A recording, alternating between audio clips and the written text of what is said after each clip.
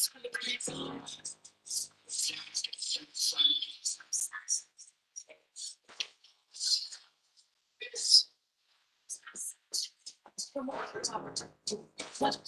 your head, we go. Start your head. Come on. Start your head, we go. Start your head. Come on. Start your head, we go. Start your head. Upside your head. Now I'm a stranger. I see what I got against me. But I'm trying to only damn 15 things. They have to overcome by my whole life. And I think make me break down. Change. But that makes sense. But it don't make sense. Bring it together. Bring it short to ease. Beautification. Right. You got to unite. All people like you feeling alright. Whether you're a woman, child, or man, we're making music for the people doing all that we can. Whether you're a woman, child, or man. Whether you're a woman, child, or man. Whether you're a woman, child, or man, we're making music for the people doing all that we can. Scoop it up, upside your head, we go upside your head. Come on, upside your head, we go upside your head. Come on, upside your head, we go upside your head. Upside your head.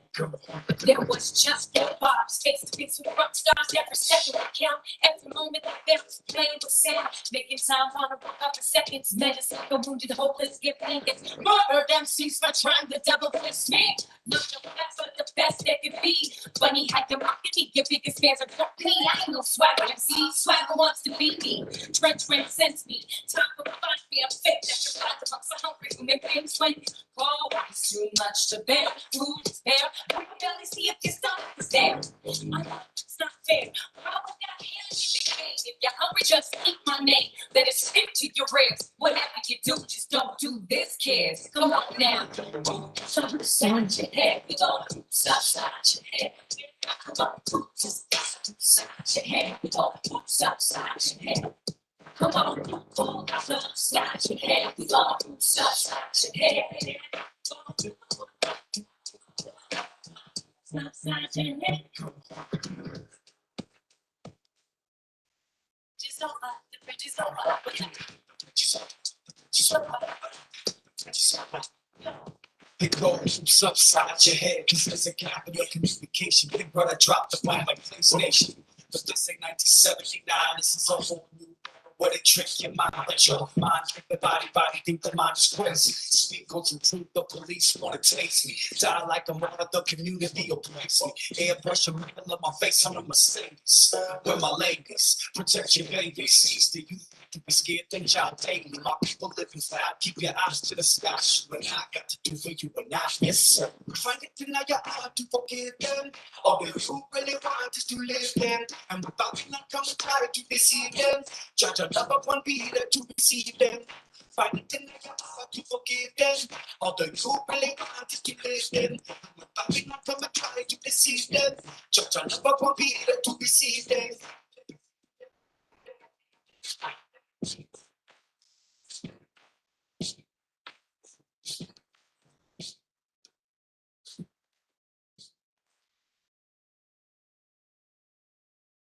Yo, that was J. Roz. Oops, upside your head. What up? If you're near me, you know that it rained today. It's kind of one of those days.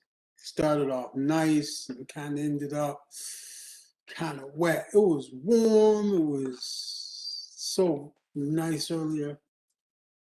Today's or tonight actually, it's cloudy with periods of rain, low 44 degrees Fahrenheit, winds northeast at 10 to 20 miles per hour, chance of rain 100%, 1 to 2 inches of rain expected. Humidity 96 degrees, UV index is 010. Moonrise 11:14 p.m. Moon set 7:06 a.m. Winning gibbous. Tomorrow we have rain showers early with overcast skies later in the day. High around 50 degrees Fahrenheit, winds northeast at 10 to 20 miles per hour. Chance of rain, 80%. Tomorrow night, cloudy. Low 44 degrees Fahrenheit, winds north-northeast at 10 to 15 miles per hour. Yesterday morning, humidity was, tomorrow morning, humidity will be 77 degrees, 77%. UV index of 4 of 10. Sunrise 5:18 a.m., sunset 8:17 p.m. Humidity 75%, UV index 010. Moonrise, there's no time there. Moonset 8:10 a.m. Waning Gibeah is Sunday. Rain again. High 51 degrees Fahrenheit, winds northeast to 10 to 15 miles per hour. Chance of rain 90%. Rainfall near a quarter of an inch. Humidity 81%. UV index 4 of 10. Sunrise 5:18 a.m. Sunset 8:18 p.m. Tomorrow evening for rain likely. Low 47 degrees Fahrenheit. Winds north-northeast at 10 to 15 miles per hour. Chance of rain 90%. Rainfall around a half inch. Humidity 94%. UV index 010. Moonrise 12:07 a.m. Moonset 9:21 a.m. Waning Gibeah. There's your weather. It's gonna be a wet one this weekend. Hope y'all stay dry. And if you're one of the people that like to go out and get in the rain, well, I hope you enjoy yourself. Hope you enjoy yourself. I mean, it could be great, especially when it's not lightning and thundering. So last week we discussed Palestinian-Israeli issues. Actually, last week and the week before that, because it's really important.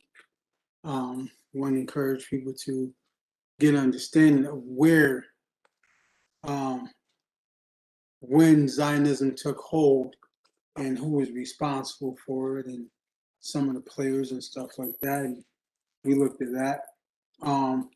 This weekend, I wanted to discuss the 12 tribes of Israel. Oh, last weekend, we also got into it, me and Jerry, on opinions and stuff like that. And I just want to clear the air on that. I don't mind people having an opinion, but when you're sharing, if you say, well, something is this and that, have facts to back it up, right? You know, opinions is welcome, but when you ask questions and you just say, oh, well, that's my opinion, but it's like, okay, based on what? Like what's your opinion? Well, that's just where I see it. Okay, well, I mean, this show, you know, I like for it to be handing out some good information. And so, you know, that's that's I'm willing to, that's what I'm working to build. I know it's gonna take some time, but I want people to know when they come here and they hear us talking about stuff, it's gonna be some real good stuff. And you know, so I'm dedicated to that. You know, this is really like bringing people together, you know, to get us talking and connecting, and, you know, so that is my goal. That is what I'm going to do, and that's what we're gonna stick with. How you doing, Shabazz?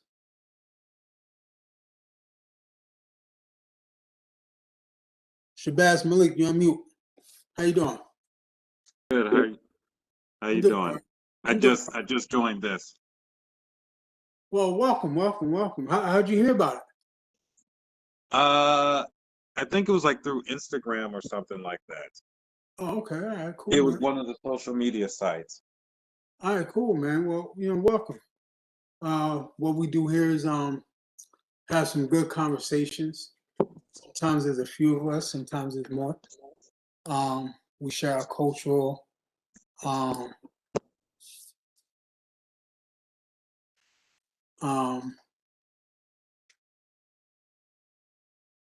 like to have some really good conversations, share our cultural expressions.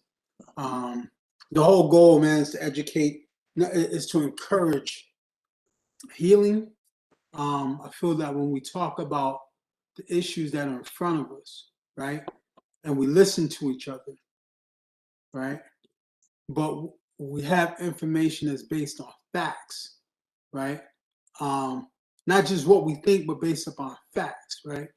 Me and brother Jerry, I don't know if he's gonna come in tonight, but me and brother Jerry got into it last week, and he said something, and I was like, "Well, where's your facts at?" Well, that's just my opinion. Yeah, but to just throw out an opinion but not have anything to back it up, nah, that's just not accepted here. You know what I'm saying? So, you know, but welcome, man. You know what I'm saying? That's what we do here, man. To create a place where everyday people like you and I, man, can have a voice, right? Right. We can all also listen to each other, and even if we disagree, we can disagree respectfully.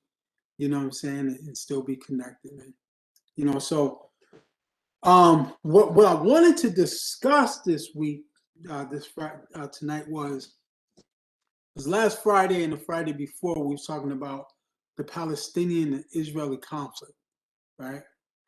And what I wanted to discuss was the 12 tribes of Israel. But I'm gonna need some more time to come back to that because that's a lot, that's a lot of research, and it's hard to find people that really know a lot about it. Yeah. So do you have any information on the 12 tribes of Israel? It's been a long time since I really, looked into that. There was a point in time when I used to know a lot about that information, but I don't. What was, And I think for me too, because over the years I got so tired of Israel and Palestine. You know what I mean? It's just you're just tired of the issues of the Middle East in general. But you know, I think about it now, especially with this last war. Well, I think what was it, 11 days, 11-day war that they had. It kind of helped me to put things into perspective again. You yeah, know. and it was like it was so one-sided. You know what I mean? It's Hmm. and so what we did last week is I basically read information. It was interesting because I basically just went to um the Britannica encyclopedia online, right? And just read about Herzl, um who was he really helped lay the groundwork for the Zionism. I mean, there were people there before him that was pushing to get Zionism, started and get it, founded Yep. and Yep. stuff like that. But he's really noted for truly getting the foundation really together, and so I read the history of that. I read the history of the League of Nations and Britain um, coming together, deciding to use to create the Israeli state and utilize Palestine as uh, Israeli settlements, stuff like that. Hmm. So that was really interesting. And so the interesting part is that this information is right there. Like all people got to put in is like, how did this start? And the information Hmm. is going to pop up. And so it's just really, it's like, well, why don't people have this information? People don't care to look. That's pretty much what it is. So but what I wanted to discuss this evening is local and international um being a change agent locally and nationally. How you doing, Liz? Welcome. Um, Good. How are you? I'm doing all right, thank you. I wanted to discuss. Matter of fact, are any of you artists, any of you poets, artists, anything? Yes, I do poetry, spoken word, uh, percussions, photography. Oh man. Man, I hope you're willing to share some of your gifts with us, bro. Yeah, yeah, yeah. What about you, Liz? I mostly do like film stuff, video and film. Do you have any of your stuff that you could share with us? Any Yeah, small clips? yeah. Well, I have a bunch of music videos and stuff. All I right, can cool. send. Cool. We'll get into the area where we'll do that, and then we can all share some of our gifts and stuff like that, and have conversations. If what so this is changing. What we saw before was people come into the group, it was just loosely done, and I had some type of format, whatever. But this is changing to where it is much more of a cultural exchange where I do my piece and I can speak to you about where that piece came from, like why, um, and still hold the um, you can respond with how that piece impacted you, right? And that's a real cultural exchange. And the reason why I created this is because, man, like society is in such a turmoil, right? Um, it's filled with a lot of ignorance, right? And one thing that we can see is that people that look like each other can also see the world differently, right? And two people that look starkly different can see the world similarly. And then two, those of us who are put against each other, right, have a space where we could talk about real serious issues, right, and understand what we're going and get an idea of like what the other person is going through. You know what I'm saying? And hopefully build more allies and stuff like that.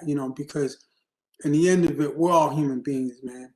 You know what I'm saying? And you know, I've definitely been in some situations where I was arguing with some white folks, right?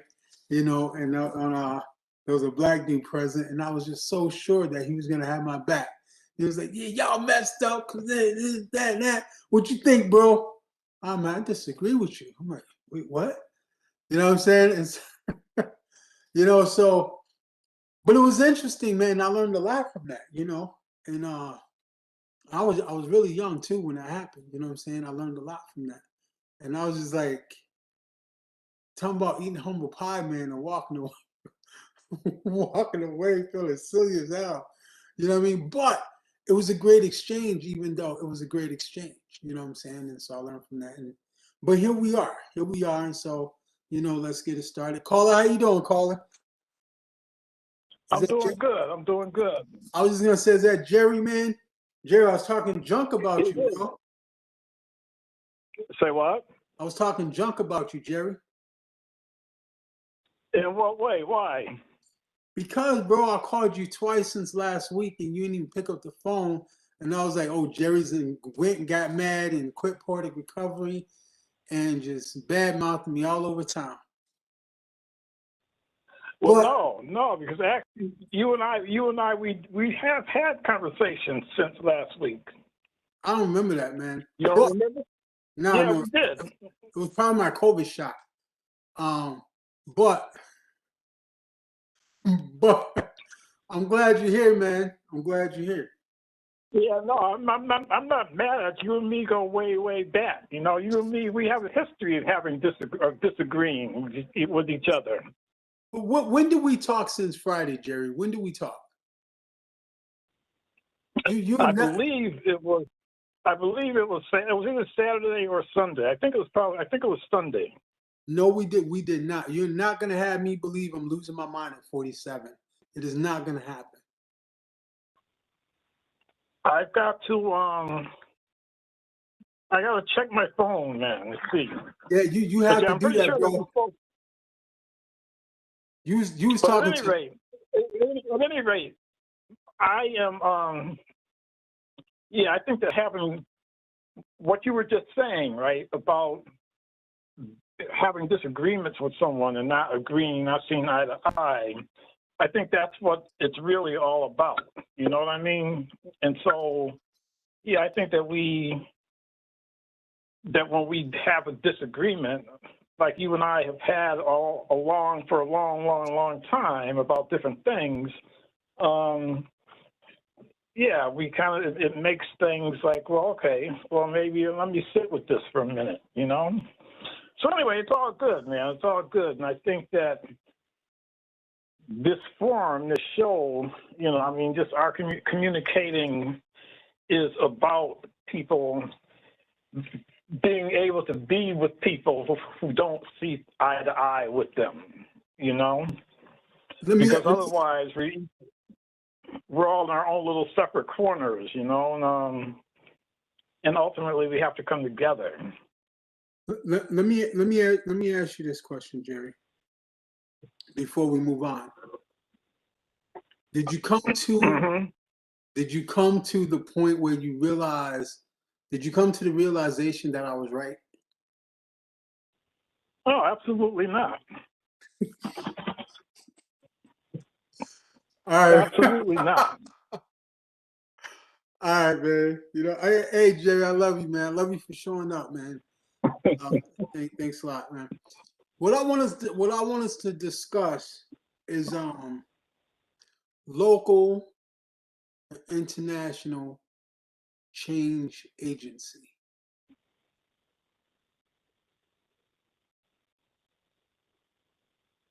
I know Liz is like, what the hell did he just say? Can you say it again? Change agency? Yes, and this is why I say it like this, because I'm tired of the word activism. I'm so tired of that word, because really for me, activism is, it's elitist, right? And here's why I say that, right? So let's look at the Black Lives Matter movement, right? Now when I think about Black Lives Matters, in my mind, I just think about white people. You know what I'm saying? In the street, right? It's like, so I'm in this group and somebody sent out an open letter, and the backdrop of the letter was about George Floyd. You know, the mayor rescinding an order on the eve of George Floyd. And I'm like, yeah, I get it. I said, but like, I'm like, man, like, you can only milk tragedy so much. You know what I'm saying?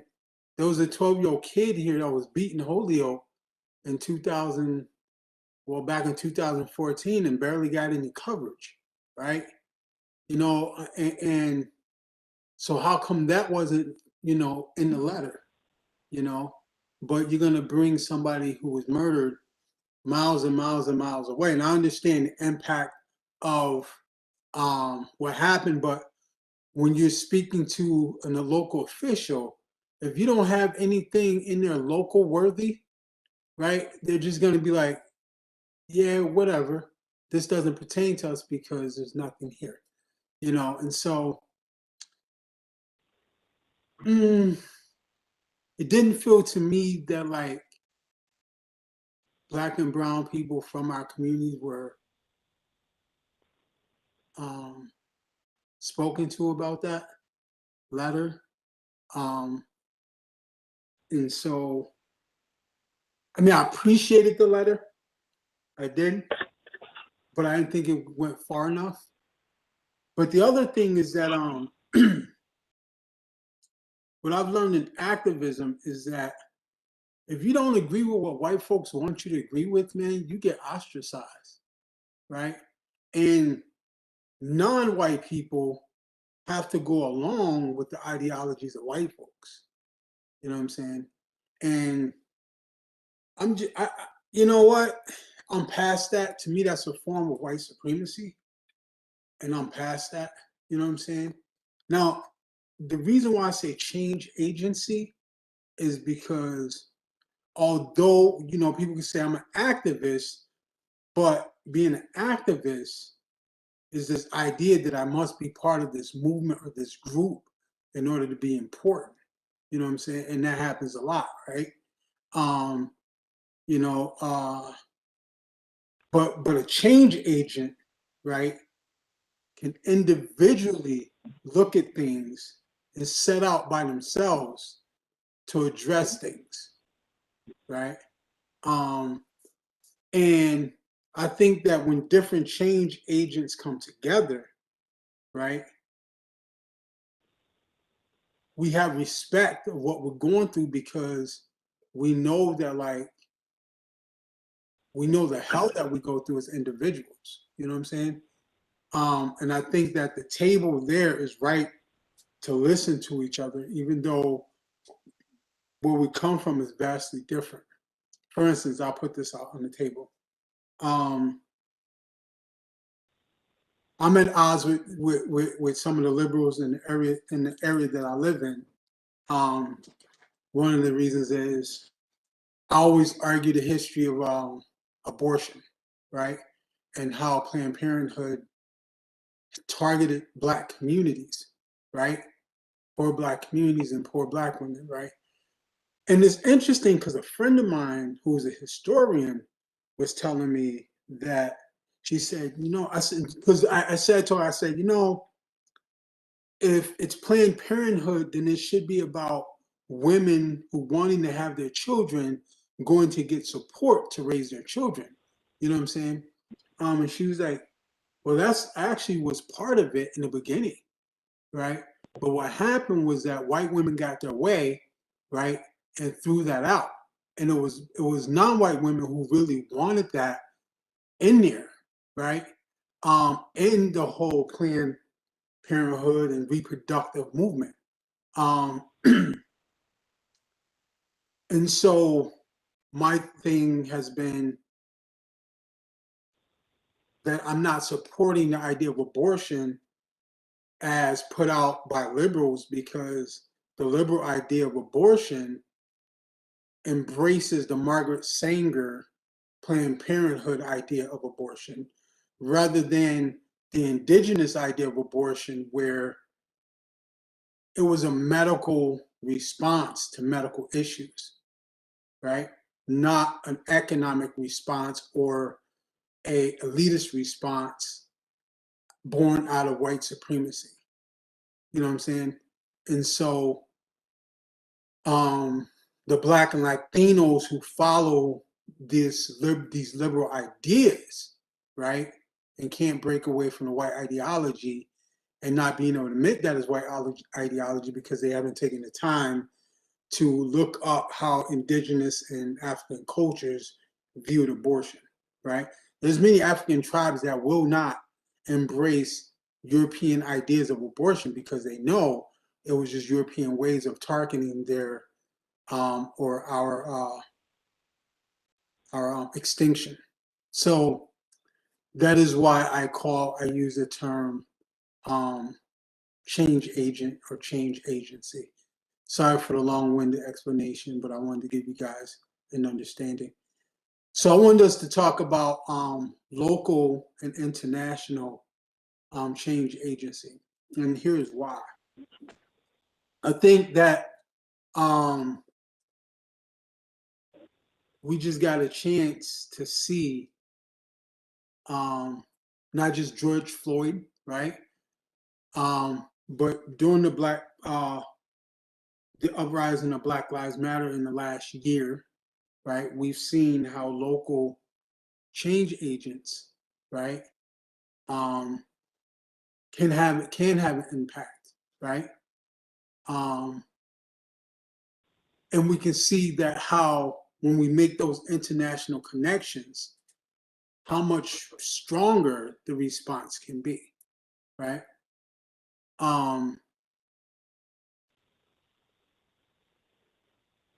So what is the role of a change agent? Like how can we take what we saw with George with the George Floyd protests, and how can we take that and swing that in favor of Black men, Black and brown men, who have not been killed by police, but are being abused systematically and being held back at every turn, struggling, right? Black, brown women, right, struggling systematically every turn. How can we bring this energy locally, right, and get support for those struggling so that they can build their communities? So I want to talk about that and do it in a way where, as it's built up locally, it can also have an international impact. Anybody want to go first?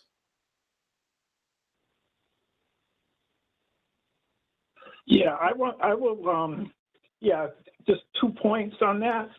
One is kind of an expansion, and the other one is more directly to your question. So the expansion point is that this past week was the anniversary, the 1 year mark of the George Floyd situation. It was also the anniversary, the 100th anniversary of the Tulsa massacre. And yeah, so it's interesting that this past week coincides with something that happened, like 1 year ago and 100 years ago, just on a much different, larger scale. So I just want this to throw that out as a little expansion. But to your actual question, I guess I have a question to you as an activist, as a local activist, about this local activism called Arise, which you are well familiar with. I don't know your relationship with that organization, but in terms of local activism on the behalf of poor people, poor/minority people, that is all that I know as a long-term resident of this community. That organization is the only one that I know is like a grassroots organization dedicated supposedly to kind of like the issues that you had framed. And again, I'm not really, I'm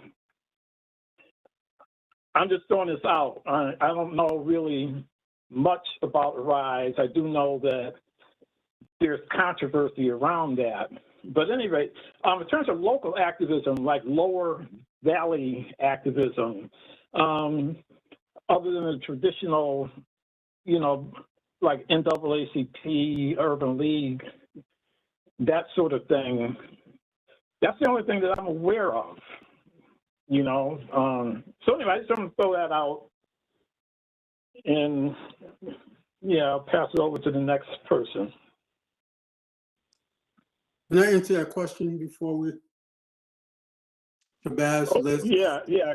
I know that you are more versed with Arise, and you have a lot of insight into that organization, Well, which I absolutely I'll say, do not. I'll say this. I used to be part of Arise. Arise was heavily ran by white folks. I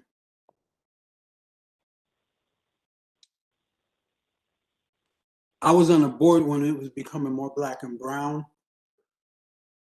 and white folks like Paul Harvey, Michael Ann,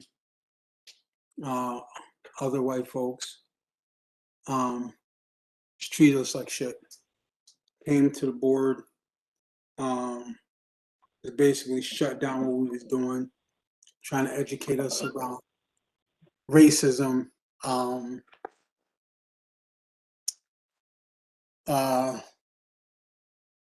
One of the women on the board who was working in the office was being followed by a very heavy white male. She was a short Latino woman, short stature.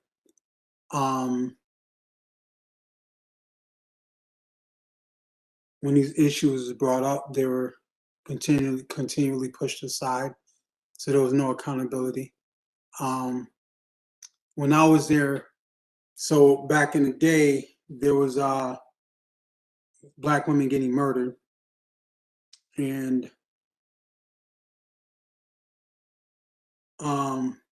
This was in the late 90s. Is that yeah, correct? yeah, where black women were getting murdered. What area you in, Shabazz? I live in Springfield, but I'm from Chicago. I came to Massachusetts in '01. But Do I, you I, remember? the reason why I'm familiar with that because I'm also a therapist, and uh, one of my now adult clients, his mother was one of the victims. So with that, the press was labeling them as street workers, prostitutes, and so on and so forth, the victims, right? And so the black community had a meeting at a church on State Street, a little bit from Arise. And so the meeting was addressing and to tell the media to stop calling these black women prostitutes, so on and so forth. It was the meaning. The family was there, the families were there. Okay, and so me being a member of Arise at this point, I was in the meeting. It was Michael Ann and two people. One name was Angela, and I forgot the other's name. She was a young white girl. One was a black woman, one was a white girl. And Michael Ann wanted us to go pass out flyers on educating on how to safely street walk, right? Be a safe street worker, right? And so I and Angela said, especially I was like, but you're going to a meeting where the families are expressly saying they do not want the women in their families to be put out there as street workers or prostitutes, so on and so forth, right? Like that is that the media is making that the culmination of who they are, right? And now you're saying that you want to ignore what the community is asking you and just go there and hand out this information, right, with a whistle. And I thought that that was racist as hell, right? And so at a board meeting, Michael Ann, Carl Harry came and just basically took over the board. They were not part of the board at this point. Michael had resigned from the board. She was going to go on with her life, whatever, right? And this was becoming almost like part of the decline of a rise for social justice. So, needless to say, many Black and Latino people on that board lost our lives and so on and so forth, and white allies, right? Due to Michael Ann and Paul Hart. Now, I went to other organizations that were connected to Arise to get mediation, American Friends Service Committee, so on and so forth. None of them wanted to do anything with this, didn't want to stand up and,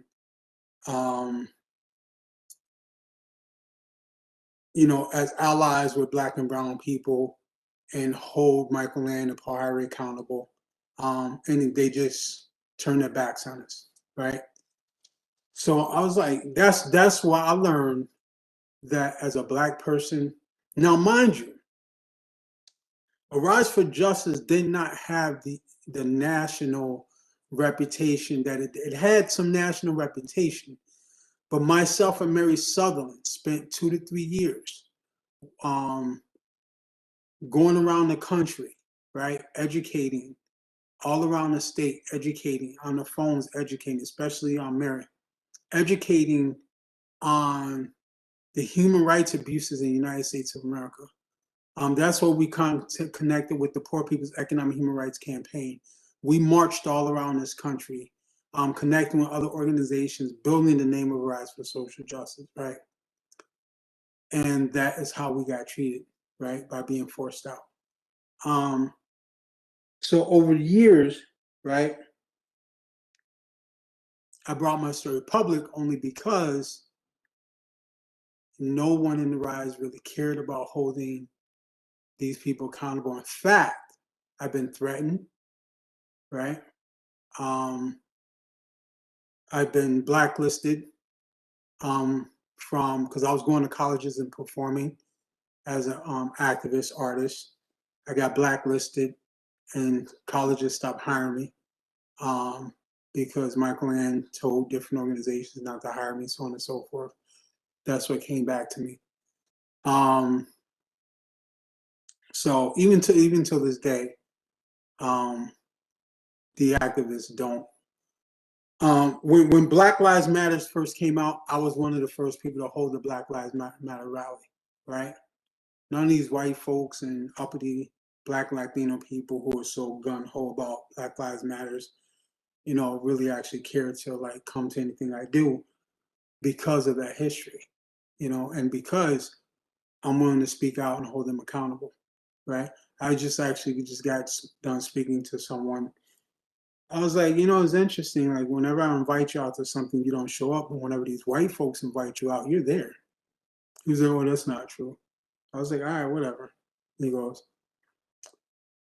And so, but, if you look at his pattern, it is true. So, like, as a Latino male, when a white person says, hey, Black Lives Matter, will you come out and you show up? But when a black person is saying, hey, let's discuss these real issues as a Black and Latino brother, and you never show up, to me, that speaks volumes. You know what I'm saying?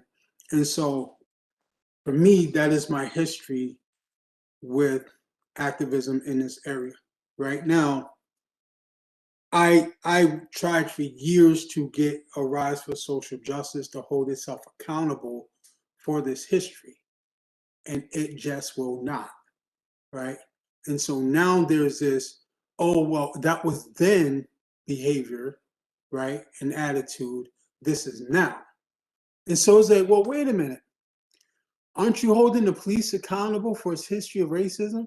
Yes. So if you can hold the police accountable and you're saying, telling the police that it cannot forget its history of racism, then why can't you forget your history of racism? And why will you not be held accountable? You know what I'm saying? And so there is no organization here that I can say is a poor people's organization if poor people are not running it, right? Arise has never ever truly been ran by poor people. It's mostly been ran by middle class white people, right? Calling the shots and pushing back at Black and brown people if their ideas were different. For example, they asked me, so the Latin Kings want to be part of our organization. What do you think? I was like, it's not a good idea. And I was like, why? I said, because they don't have a history of change right now, right? This is what they're known for, a lot of violence and stuff like that, and not disrespecting them, but like, I didn't come here to feel unsafe, right? I don't live my life this way. So, I mean, if you guys, decide to go this way with them, then I'm not staying here. I mean, much power to you. So as it goes on, I spoke to Mary. We had a conversation, so on and so forth, whatever. The board had a conversation. So all these white folks decided, okay, we're going to go forward. We're going to create this connection with the Lion Kings. So they rented space from the Rise, so on and so forth, had an office in the Rise. So then all these alcohol started showing up in the organization, right? Smell of weed and so on and so forth, right? And this is like back in the late 90s, early 2000s, right? So we had another meeting, right? And what the freak do these white people do? Who do the white people go to ask, will you go to the Latin Kings and evict them? Who did they ask to do that? Anybody want to guess? They asked me, and you want to know what my response was? Hells to the no. And I'm going to tell you why. I'm not pissing them off, right? And we wouldn't be in this situation if you didn't listen to me from the get-go. So y'all need to go there and tell them that they got to go, right? And so, but we did do some marches with them and stuff like that. I was trying to encourage them to change and so on and so forth. I actually did like what they wanted to become, right? But also, in order to go from one extreme to the other, you have to be willing to like let go of a lot of things. And that willingness wasn't there, right? When I had made a decision to be a recovering addict, I had to let go of a lot of things, people, places, and things. And I had to replace it with new people, places, and things, right? And so when you see people hanging on to the old people, places, and things, you see that change is not there. And I explained all that to them, and they did not care at all. You know what I'm saying? And so the other thing too is that when I started activism in this area, there was nobody here performing at social justice events, right? I spearheaded that, right, as a poet, as a rap artist, right, encouraging space for performers. And do you know that because of what happened at the Rise, I was not getting paid to perform? They were bringing other Black people who didn't even have social political content to perform at events. So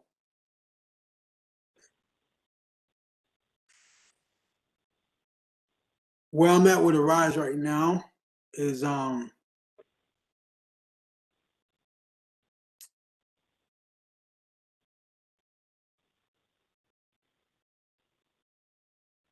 Black folks don't care about Black people, right? And this is what I mean. When another Black person benefits from something, they will ignore the experience of other Black people, even if they were hurt by an organization that they're benefiting from, right? And that's been my experience with the Rise when Black folks started taking over positions and stuff. They just did not care, right? Basically, I was told to go away in one instance. And the other instance, it was like, well, we could talk, but I wasn't here then, and blase, blase, but I'm willing to listen to you. Oh, so still there's not going to be any accountability, but it's cool that you want to listen. Okay, all right. Well, all right. So basically, I was told that like, bro, right now you're just being a whiny punk.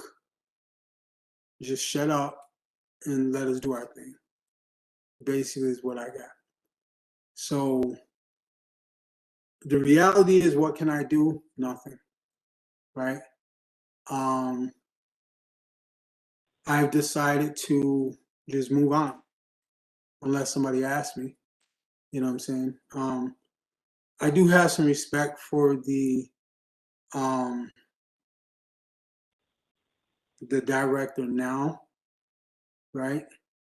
Because reality is she wasn't there. But the other thing is that, but the thing that stands in my way of fully respecting is that so many people got hurt by this organization.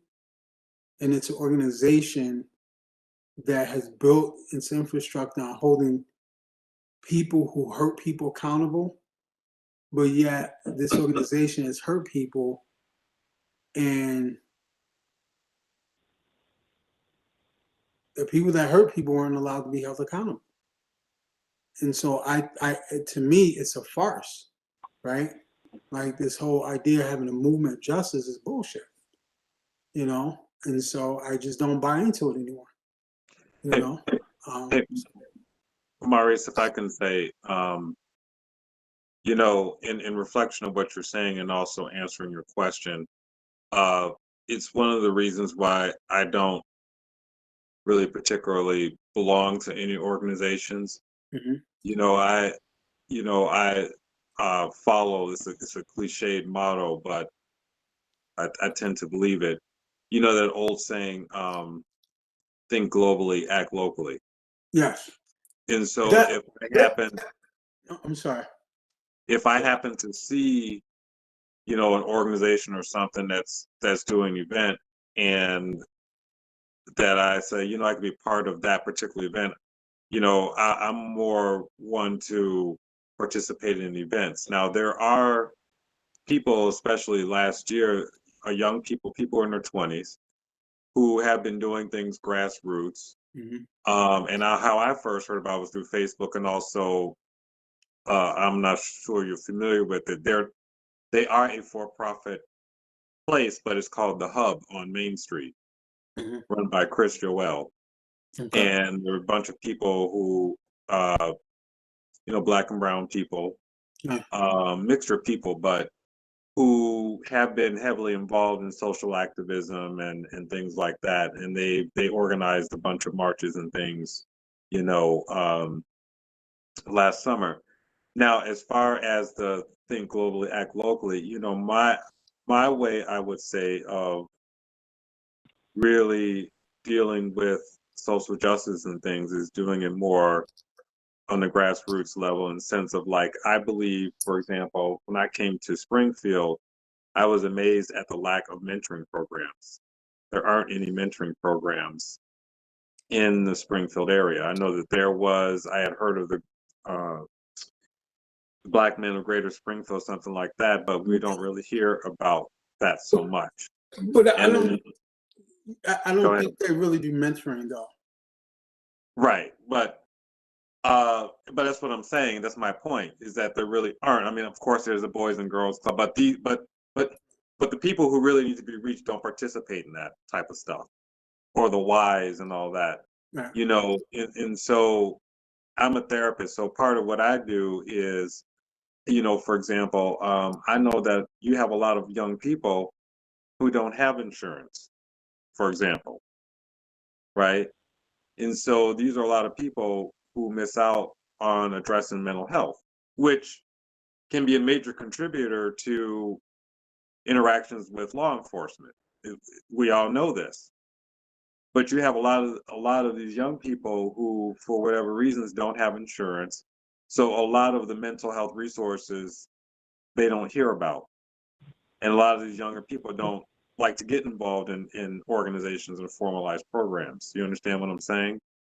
And I think that a lot of times it's a generational difference.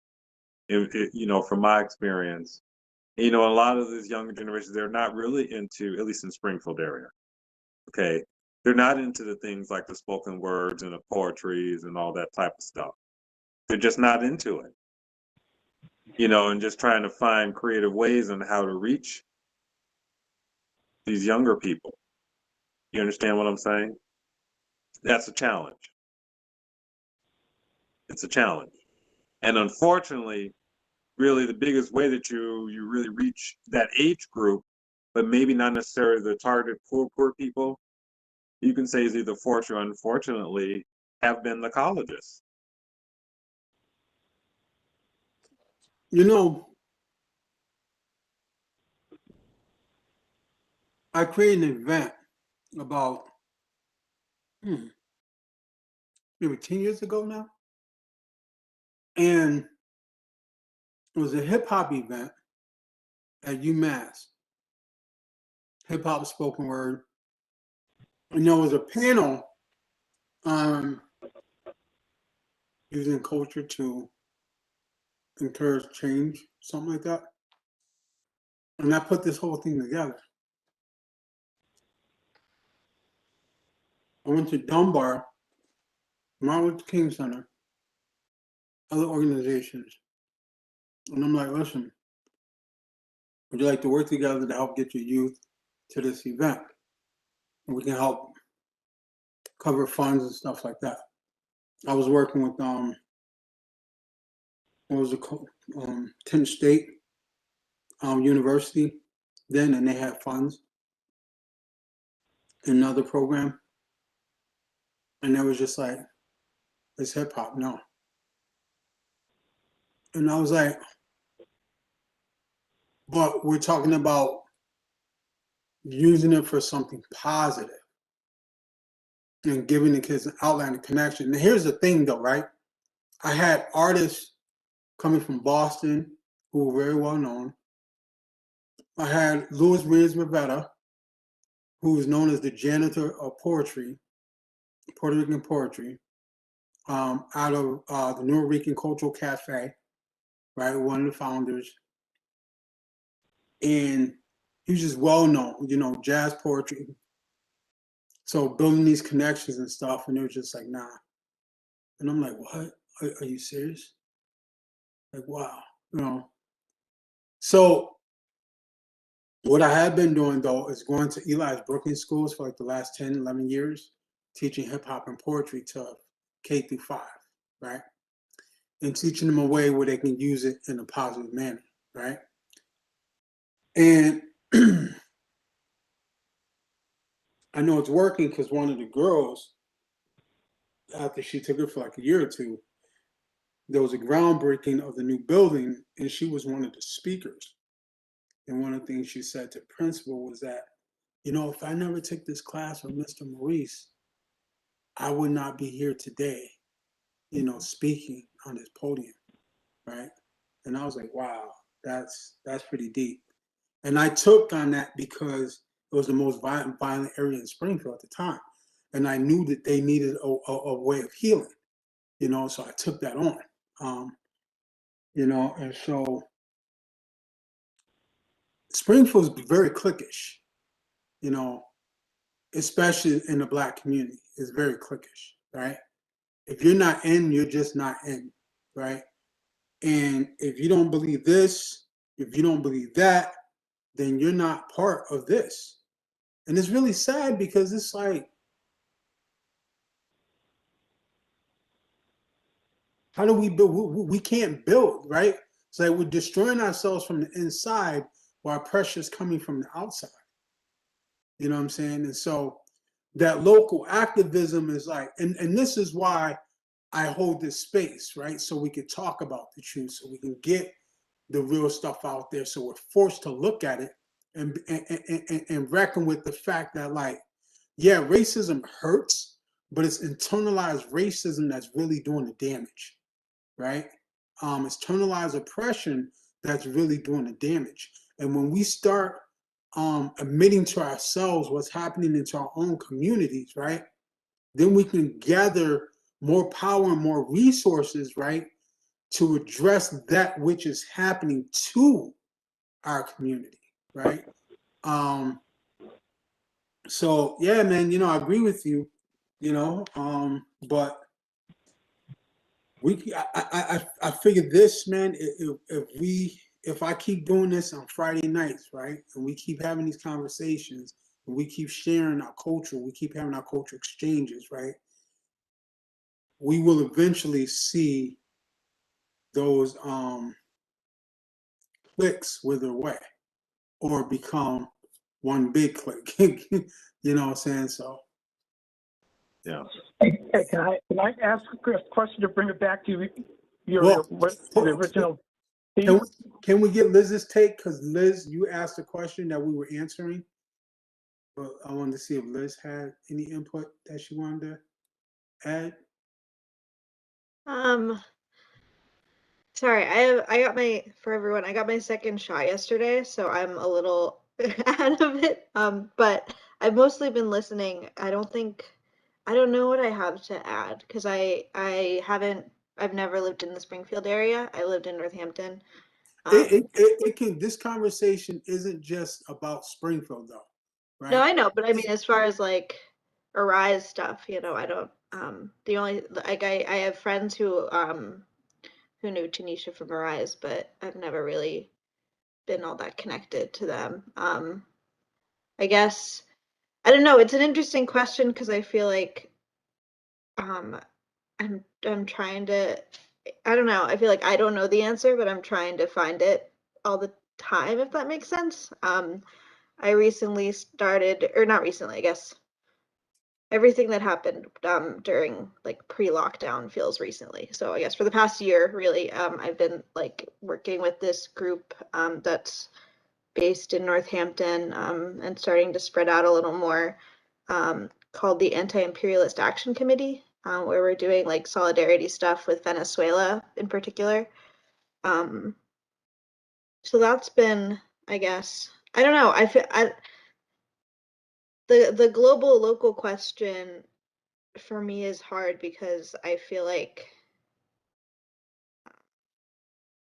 I don't know, global stuff just comes more naturally for me. I think just because of like my, I don't know, having always been sort of interested in like movements across the world, but that's, I don't know, but that's not a good thing, you know, in the sense that like I feel like I need a lot, I don't know. I'm trying to find a lot of outlets for more sort of Well, local stuff. I think you know, each person's different, and you work with what your strength is, right? Like for me, you know, being involved in something like that might not be for me, but I also have a lot of respect for it because it is definitely needed, right? Because we as Americans, we're so uh, focused on ourselves that a lot of times we don't really pay attention to what's going on outside of our borders. For sure. For sure. But I also And, think that like the struggle is also here, you know? I don't know. I would like to, that's one of my goals for this year. And you can't build solidarity at home if you don't build connections between the people you're around too, you know? and here's the thing too, right? Like, so one thing I learned about working locally in this area is, so you guys remember the WTO, right? The World Trade Organization. And you guys remember the movement? The what was the movement? The I can't even remember now. But it organized against the World Trade Organization, right? And Seattle, I think, was like the impetus, not the impetus, but the incubator from which the movement grew out of, right? And so one of the organizations that was out of Northampton, right? I went to a couple meetings and stuff, right? And so woman called me up. Occupy Wall Street. Yes. Woman calls me up and she was like, hey, you know, I'd like to meet with you, talk to you, and so on and so forth. Okay, so we met up and stuff. She met up and had this book about that thick. Well, I might be about that thick. All right. And she asked me, hey, you know, would you be willing to distribute these in the Black community? And I'm like, let me see this real quick. And I'm looking at it and I'm going, I didn't get past the third page. And I was like, well, I see a lot of words in here that I don't even understand. And I've been an activist for 5 or 6 years, right? And so who am I supposed to give this to, right? And like, I was thinking like all the people that I thought that may be able to understand this information, and now I was thinking about so many people that would have to read this book like 5 or 10 times before they really started understanding anything, and by that time it would have been too late, right? And so I'm like, well, let me ask you guys this question. I was like, so how many Black people was at the table when this was being written? And it was like, well, none. And I was like, so here we are again, where as white people, you guys bring this shit together, and then you call me in and want me to be a token and get other Black people to follow along. I was like, no, I said, I tell you what, if you guys are willing to write this and get Black people to be at the table, then I'll be willing to hand this out. Other than that, no, I'm not willing to do it. And again, that's my problem. Like, and Black folks do that too. Like, Black elitists do that too, right? They get their degrees and stuff like that, right? And then they come up with all these concepts and stuff like that, right? And everybody just has to agree to it, right? If you don't agree to it, then you're not part of the group because you're just not It's like the new Jim Crow, the book, The New Jim Crow, right? Information that I've been talking about for years that nobody cared about. But once, and Michelle Alexander, great work, stuff like that, not bad to say. But it shows where our community's at, right? When you don't have a degree, but you're selling the same information, right? You will be rejected for the person with the degree that has the same information. And I think that particular attitude is harmful. And I think that whereas in Northampton, it feels like it's the same type of thing. It feels like this classist, elitist idea, right, that hurts movements, right? And if we could create something where we truly had poor people, people who don't have the letters after their names, and those who do have letters after their names, working together and respecting each other's position in life, right? And truly helping each other out, I think we'd be better off. I think we'd really have a powerful movement. You know what I'm saying? And so, locally, I think that, and so I brought that up to say that it doesn't have to be only in the Black community, right? It happens in Northampton. And so I use that Occupy thing as an idea so that you can look in your own community and be like, yeah, okay, I see this here. You know what I mean? But how do we organize? How do we become change agents locally, right? And bring different people in and work together so that we can really experience real change. How do we do that? Well, that's my question to you, because initially when we were talking about like grassroots or poor people's organizations, just the whole thing about, the RISE thing, your situation you're talking about, yeah, it seems like it's difficult for, poor people to organize among themselves and to then push that out, in a way that gets the traction that's going to be, become, change ultimately. And I think just briefly, so there's another organization in Northampton, which you guys have probably heard of, called SURG, SURG, showing up for racial justice. Yes. And again, it's people, it's not people of color, but it set itself up on the behalf of, the poor and Black people in particular. But it basically it's an epitome of what you've been talking about how people who are removed from the actual situation have these ideas and are presenting, setting up platforms, for change.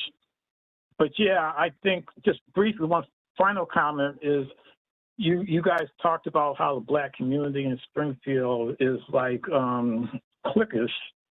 Yeah, and I'd be interested. What I found is that Black people who come to Springfield that have from other places, they have an interesting take on the Black community in Springfield. Mhm. And Bro, I lived in Springfield for 10 to 15 years, right? I met some real beautiful people in Springfield, right? And now I spent years doing some volunteer work for Stone Soul, especially around the festival time, right? But even still, like it's I felt it, bro. It's hard to really connect and become a part of, bro. It is so hard. It is excruciatingly hard. It's ridiculous, man. Right? And I know I see, and it's beautiful and it's wrong at the same time. And here's why: because on one hand, I see how families that have been connected for years are connected and they support each other, right? But then it's hard because a new family that moves there don't really get the connections that the family who's been there for like 70, 80 years get, right? And I understand we all have to earn our place in life, right? I understand that.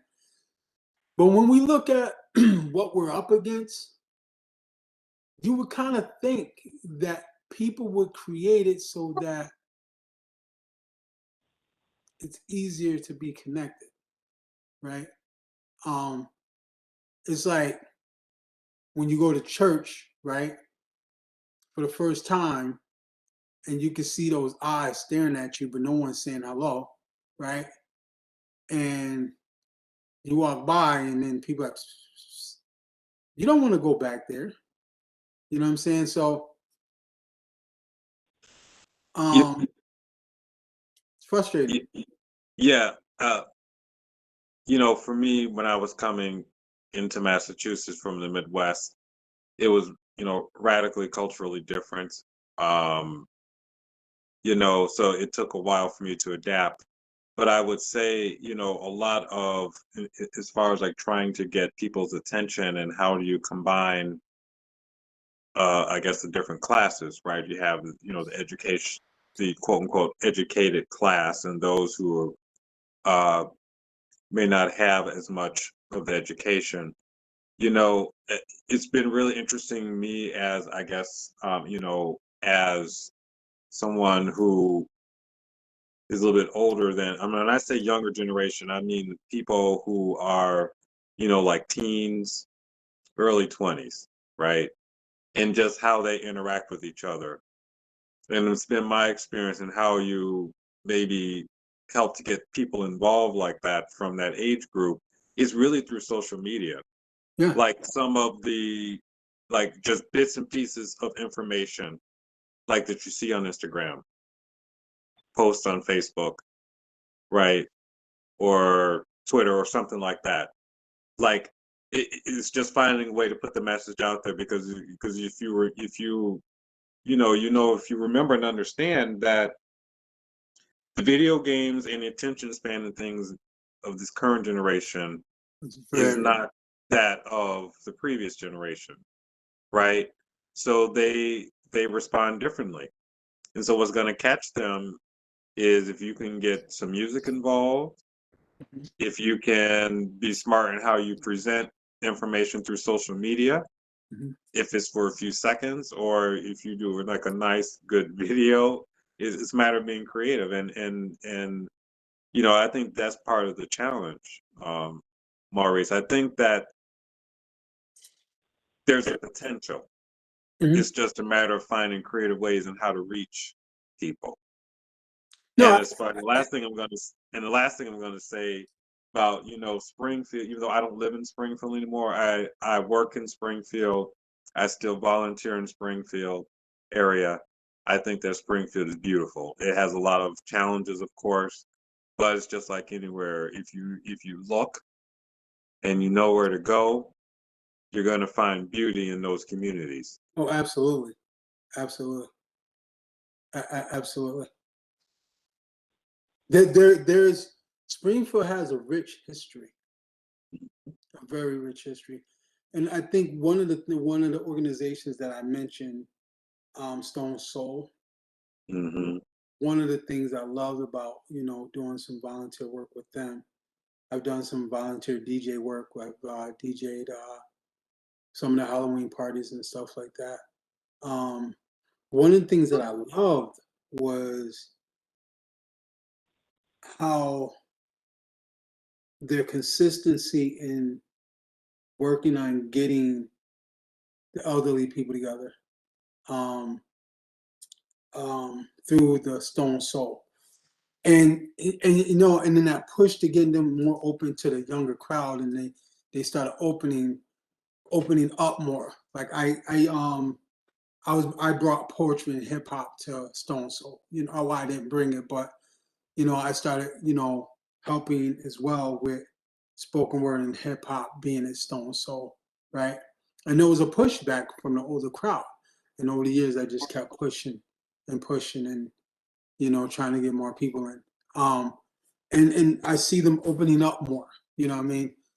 They did Springfield Got Talent a couple years ago, which Yeah. even opened it up more to and I was a part of that, opened it up more to hip hop artists and stuff like that. And so that's, to me, that is incredibly beautiful because it's a big event. So it allowed me to say to some of the artists, like, yeah, but you gotta think about this, what you're saying, and so on and so forth. You gotta think about your audience and et cetera, et cetera. So that was beautiful. Um, the Martin Luther King Family Center over there on Bay Street. Um, I think they do some real good work. Um, I knew a director there, Zeta. She had pushed them to do gardening, right? She used the yard right, the right that was owned by the center, and she was like, "We can use this land right here to plant vegetables," right? And she made a statement. It was a beautiful statement, and that statement I felt was that we have to take care of ourselves, right? We need to learn how to plant our own food. You know what I mean? So yeah, no, I agree with you. There is some beautiful stuff happening in Springfield, and that could be easily forgotten. You know what I mean? And so thank you for bringing it up to the forefront. Yeah, you're welcome. And there's like gardening the community in Springfield in the Six Corners area. And Liz, I know that there are a lot of grassroots community in the Northampton area too, like some CSAs and things like that, right? And that's another thing too, is it's a different type of activism as well as self-sufficiency and learning how to eat healthier and try to do it in a more economical level, and that's because for me, I've been a part of CSAs, or community supported agriculture, where you can buy into shares, of a particular CSA, and you can, depending upon the organization, you can either help to cultivate the land, or you can, you pay a fee and then you get all types of produce and things like that. So I think it's also a matter of finding different and creative ways in being agents of change, right? Um, because a lot of young people too, they're just not into marching, right? They some are, but a lot of them are not. Unless it's going to have to take something really, really, really major in order for them to participate in marches and things. Liz, I'd like to get your feedback on that, on what I was saying. About young people? Yeah. Well, I'm 27, so I'm kind of at the You're young. I'm at the end of that. But yeah, I mean, the thing that's kind of funny about it is I work in like public access, and I'm really into like, I don't know, public media stuff mostly. Hmm. And I really don't like the social media thing. I think it's alienating. I think it puts any kind of movement building like directly in the hands of, like whoever owns the platform, which is one of the things that's really hard about it, right? Is that like sometimes you'll post something and no one will see it because like you didn't hit the right algorithmic things. And there was like this past month there was a lot of uh sort of controversy on Instagram because and on Facebook because they were censoring like Yeah. posts about Palestine. So I think that, yeah, I don't know. I personally am like, I I want to get people off of social media.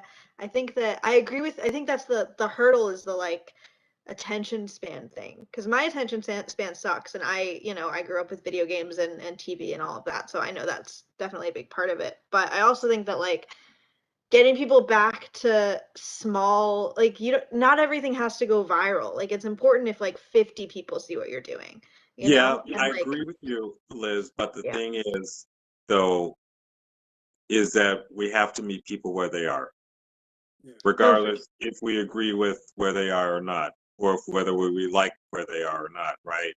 And if this younger generations, if their main way of obtaining what's going on in the world or in their community is through social media, that's where we have to reach. Yeah. But I Well, think there must be a way to sort of bridge those. There must be some kind of way to like use technology and also get at it in a way that isn't this like Right. corporate model, you know? I think the way is to get that hook. Once you get that hook, you know, like for example, I'm just gonna use Instagram as an example, right? So let's say they're going through their feeds or they're going through stories and they happen to see this thing like, oh, I didn't know that. You know, it could be a couple of days later, a week later, they see something else. Oh, and then that slowly builds up. You know what I'm saying? It's like an incremental thing. And I think that once you start getting that hook, then that could be an avenue of getting him into, Liz, what I think what you're talking about. Because I agree with you 100%. The social media thing, but I've had to learn to adapt to it and everything.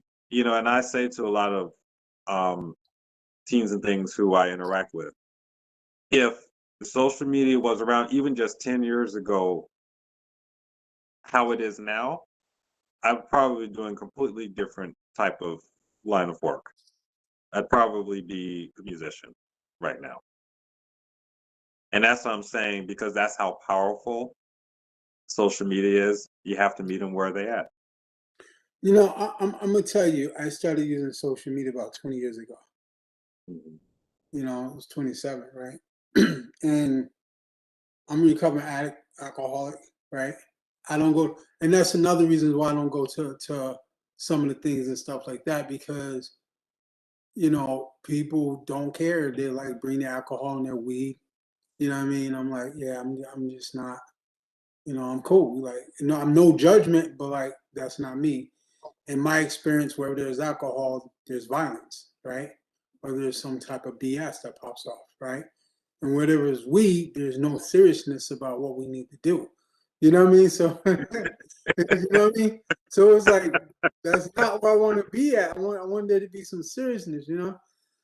And again, not judging, um, but that's why I created Poetic Recovery and Community Against Hate, so that over time, you know, I can create a space where we could talk about the real stuff, right? Now, here's the interesting thing, right? Because I just joined the NAACP, right? And I spent years criticizing NAACP, years, right?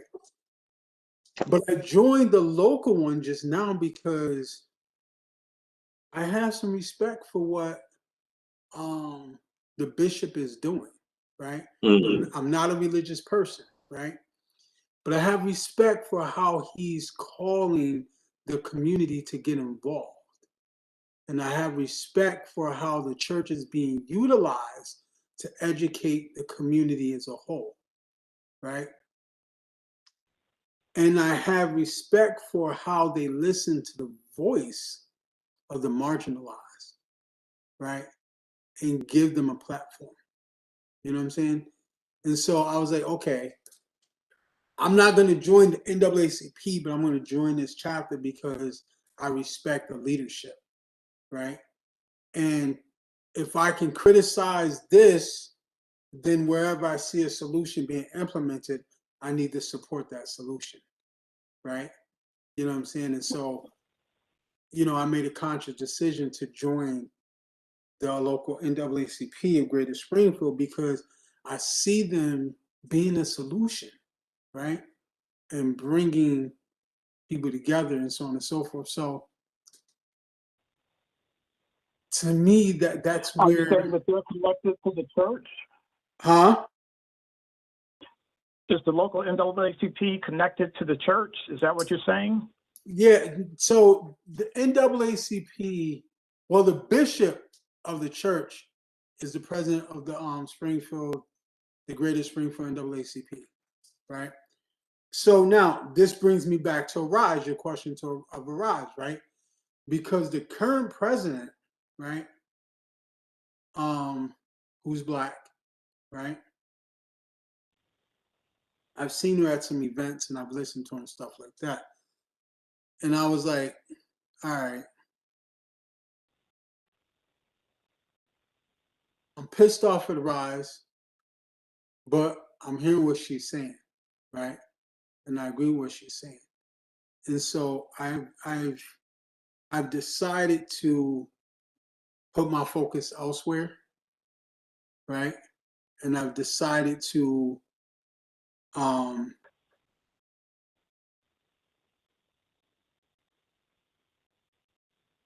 basically what you were saying, Shabazz, right? If there's an event that an organization is doing, support that event, right? I haven't called myself an activist for years. I'll call myself a grassroots organizer, right? But I won't call them because just that word just. But I think that we also have to be open to allowing other people and things to change as well. And it's so hard when we've been hurt by something so bad, right? So with the Rise, I'm like taking a step back and like, okay, hoping that it's truly changed, right? But if people come out and they're like, this, and that is happening, then I'm gonna echo their voices. I'm gonna be like, yo, I know exactly what you're talking about because this happened to me too at a Rise 20 years ago, right? But if that doesn't happen and great things are happening, right?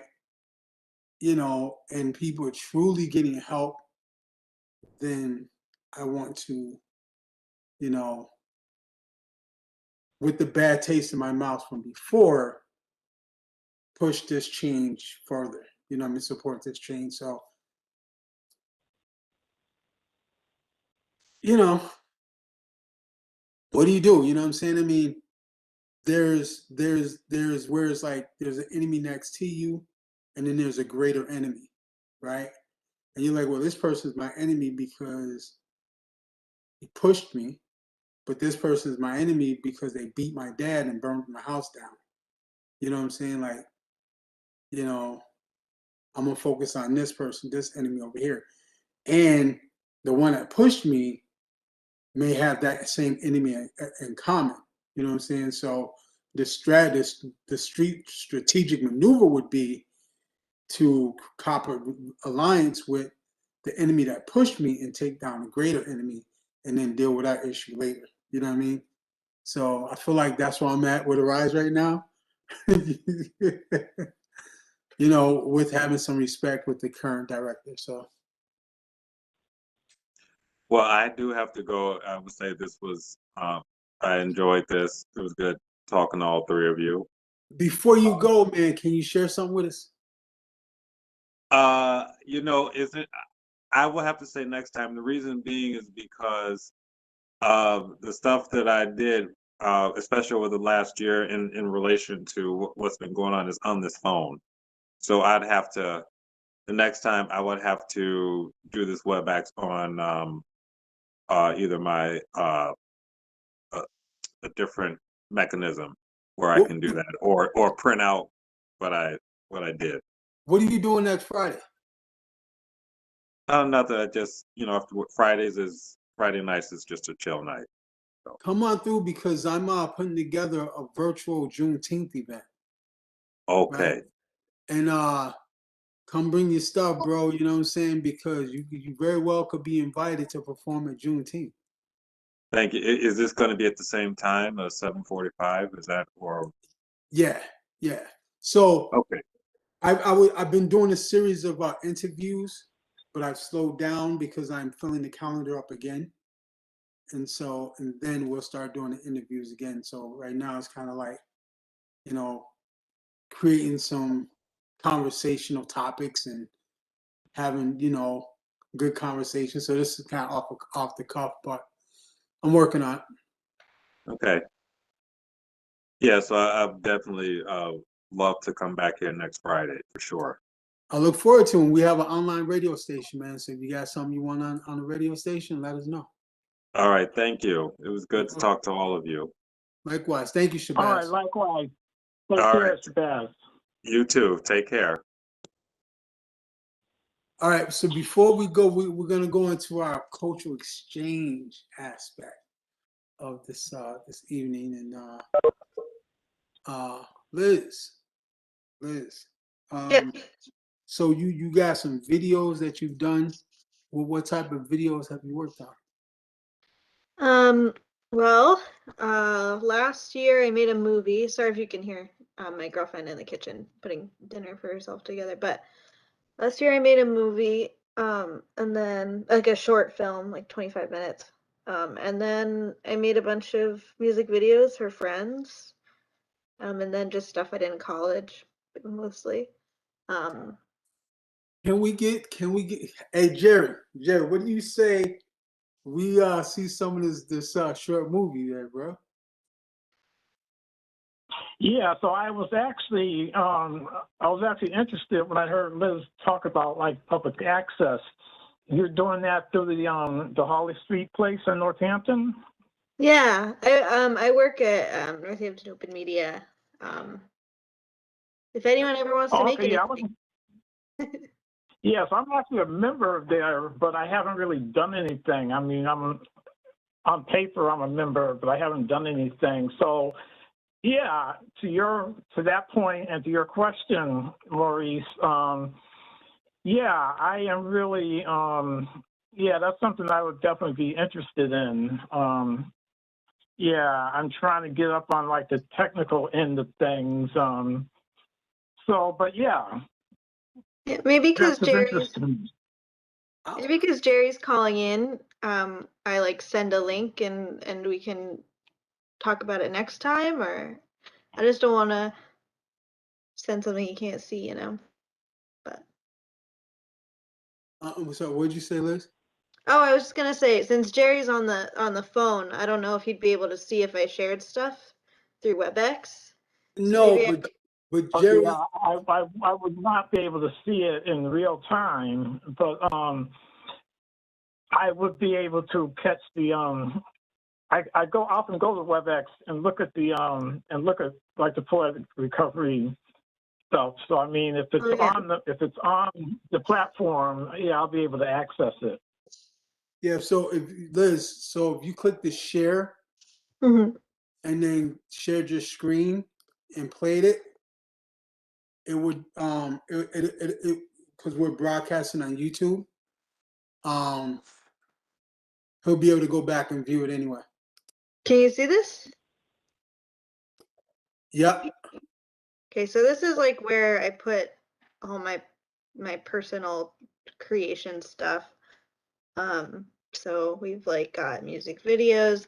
Last year we were doing something where we had like musicians, like when during lockdown, we were like, send us your music and we'll make you a music video, just like with what we can. So there's like one that's just me, and then there's a bunch of ones that are like um animation stuff. But here, maybe I'll show you just the trailer and then I'll send you guys the movie. Oh no, I want to see part of the movie. We can do the trailer, but can we do part of the movie too? Sure, sure. And before you do that, hey Sean, can you see the video?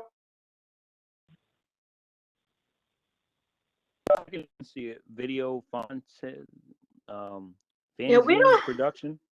we Sorry, don't I don't I want to force butchered it. this on anybody. Look, then I just asked you. You good? You good? All right. You good? You know.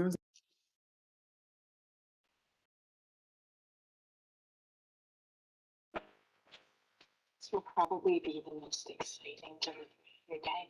You'd be surprised. saying? Can you do it so it like takes up the whole screen? Mm-hmm. Thank you. Scared of the sky falling. We're gonna fucking die. People are lonely. And most people are collecting stuff they've always wanted, like a last minute archive for the shit they cared about most. What is it? Oh, it's sickening. Someone's toenails or something like that? Do you think people like to fuck in latex because it always looks wet? Micro self-definition is just repackaged, rugged individualism. We're having an after party where we're all gonna buzz our heads. Everyone in the kitchen, if you want to see Sylvia take a shot of my cat's ashes. She didn't die with so much angst, Goldie. I think that's something you don't want to see. But maybe they'll come with you.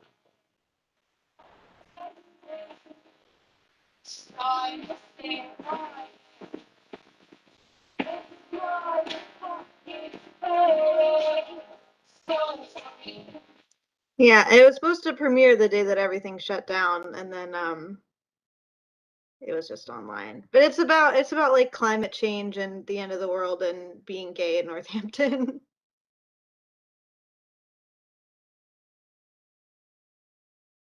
I'll show you the first like minute. And then I gotta.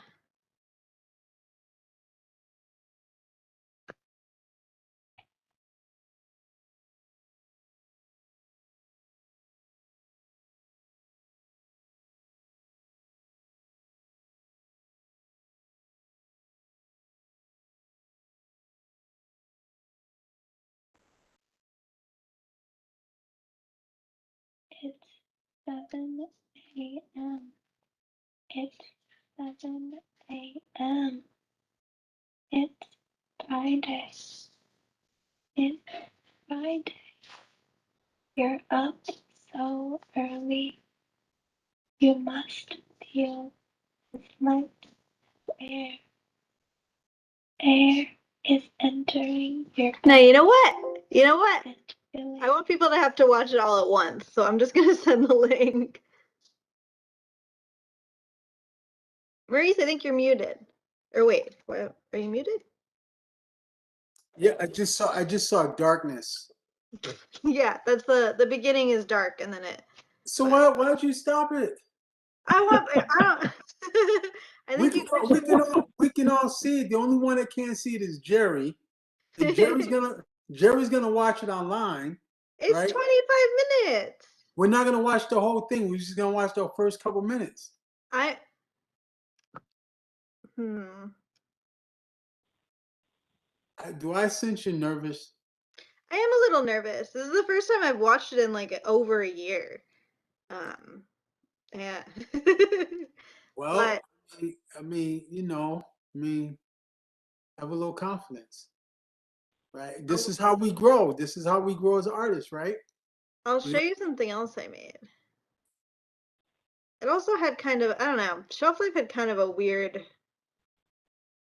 it's kind of weird, but But So you said that was climate change and the end of the world. It's like an apocalyptic sort of thing. yeah, the idea is that it's like this, um, it's this character who's a delivery driver, like kind of like an Amazon sort of thing. Like in sort of a future post, like a future almost apocalyptic world where like everyone is waiting for the sky to fall essentially because they know it's going to happen. So she's like delivering things to people, and people are ordering things to their houses that they like are collecting because they want to have that sort of in their house when it's all over. Sort of surround. So it's like a lot of like very lonely people, and then she goes to a party and she meets someone. Um, who and they like fall in love and they ride off into the sunset, and that's the whole plot. Interesting. Yeah, it's definitely interesting. So the world doesn't come to an end then. Not like we don't see it happen, but I think that I mean we didn't we didn't really have the budget to have the sky actually fall.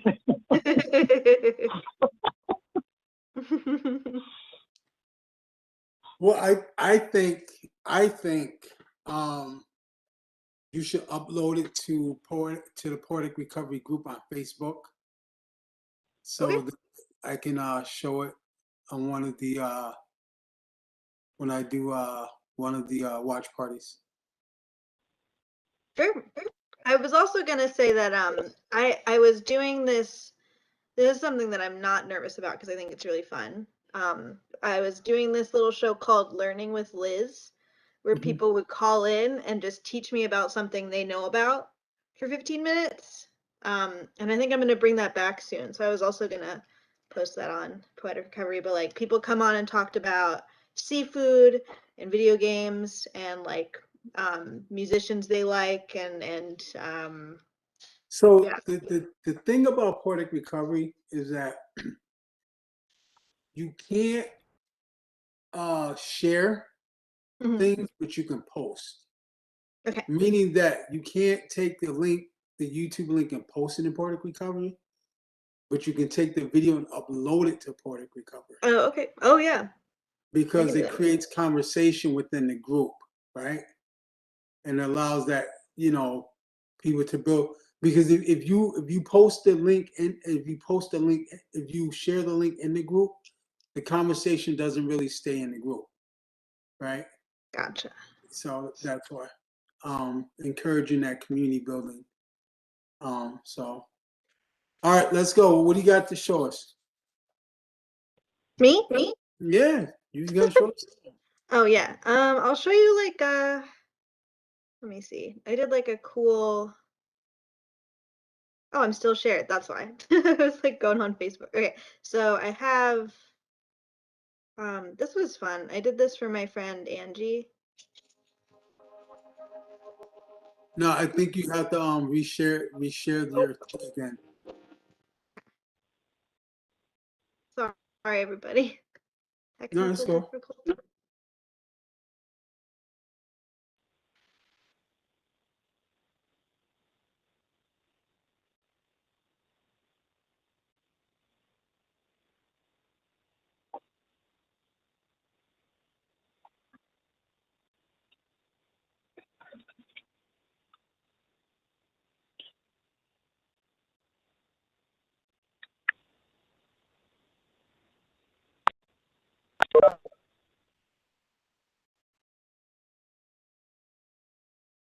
Sorry, it just kicked me off, and now there's two of me, but it's okay. I'll share, and then I am gonna go back I to thought that sleep. was Liz Filomeno that came in. Oh, hello, other Liz. Thought there were two of me. Okay.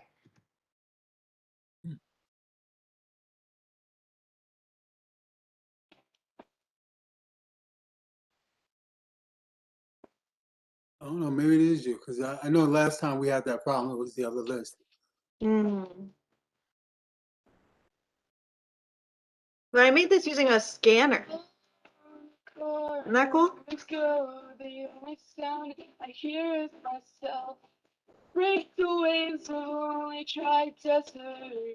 Fading, fading. Summer.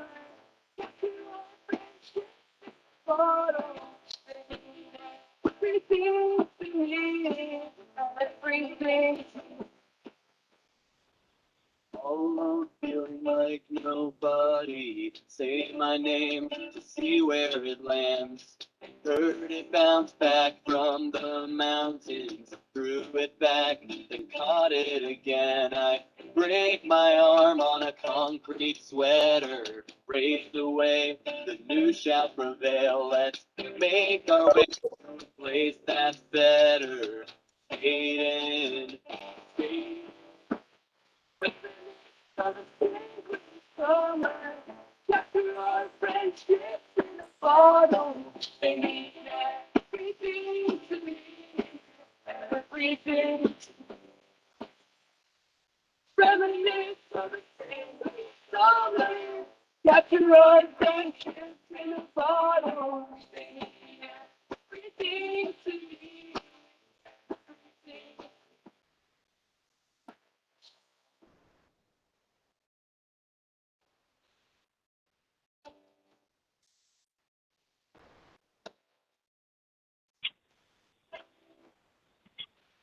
What application is this done in, Liz?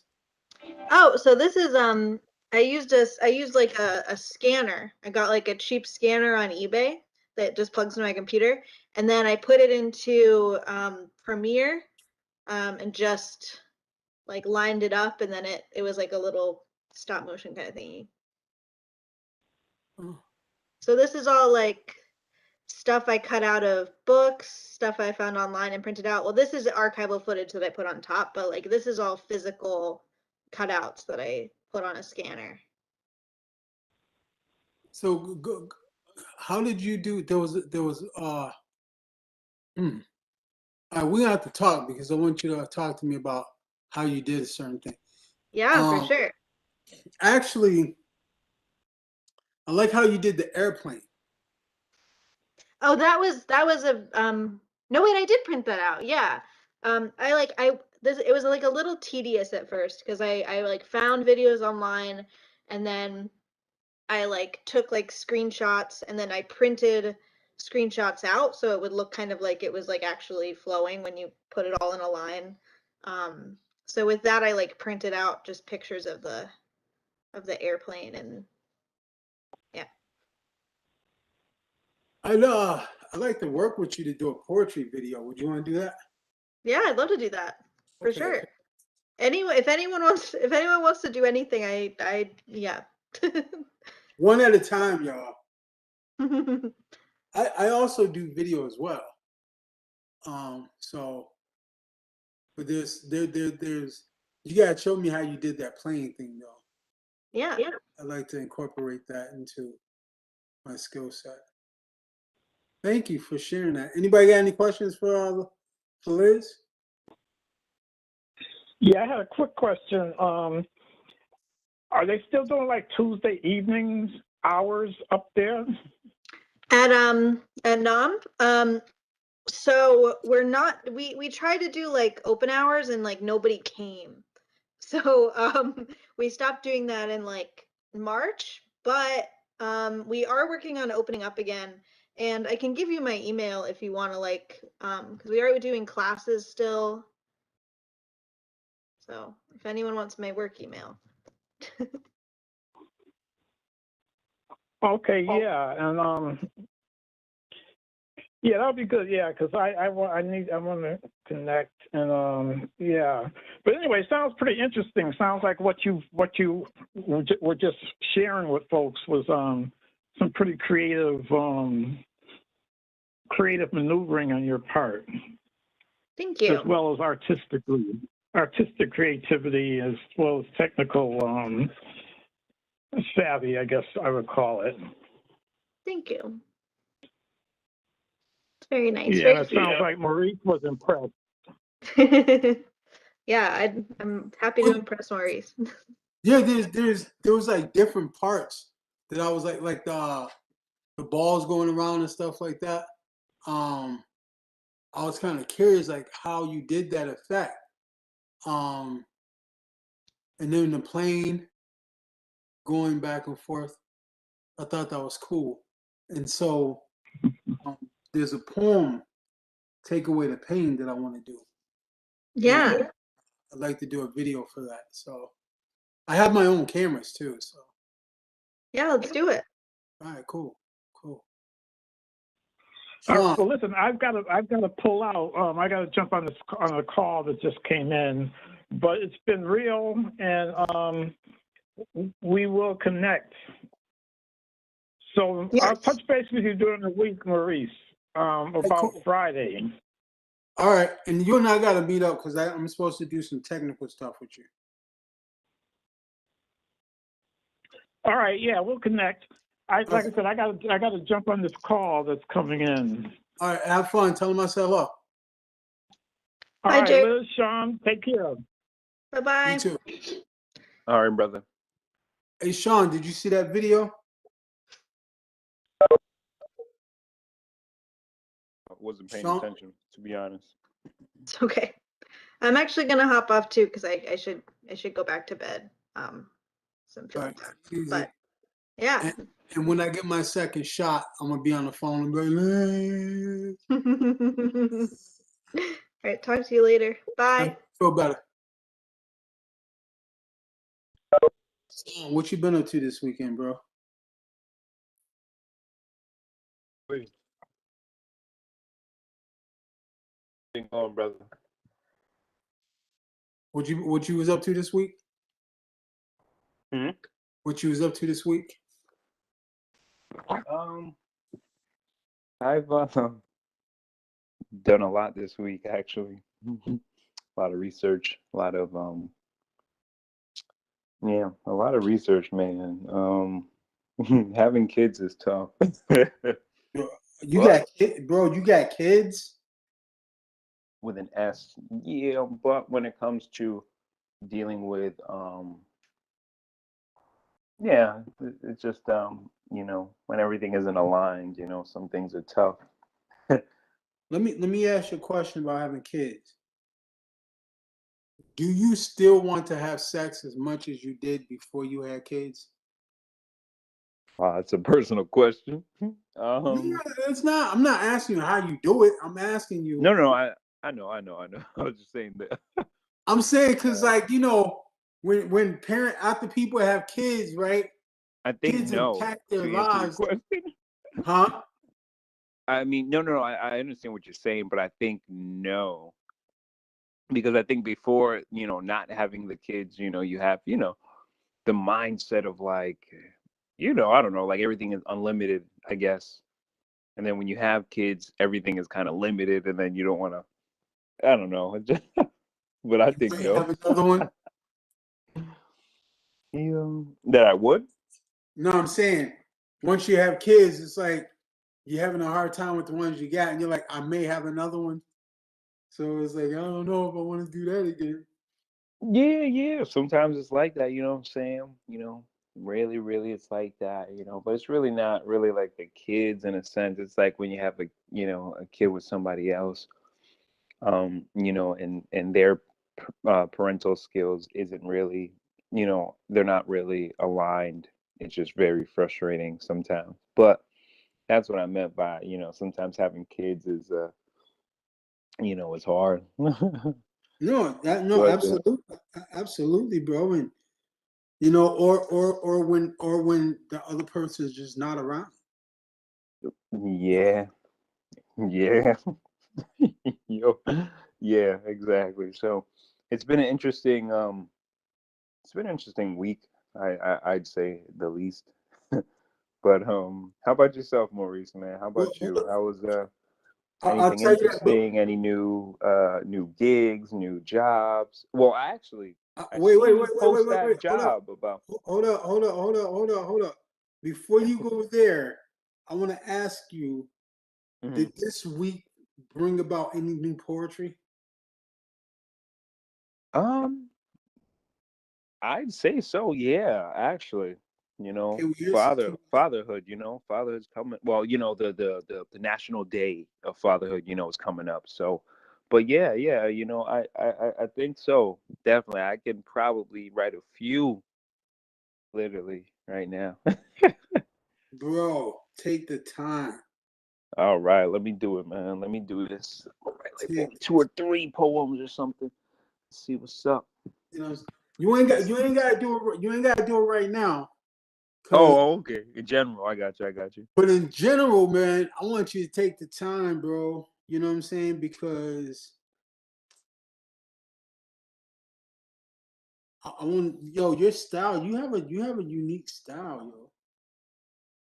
You think so? I don't know. I just kind of, Yeah. Your right. style is like more of a like a laid back type style.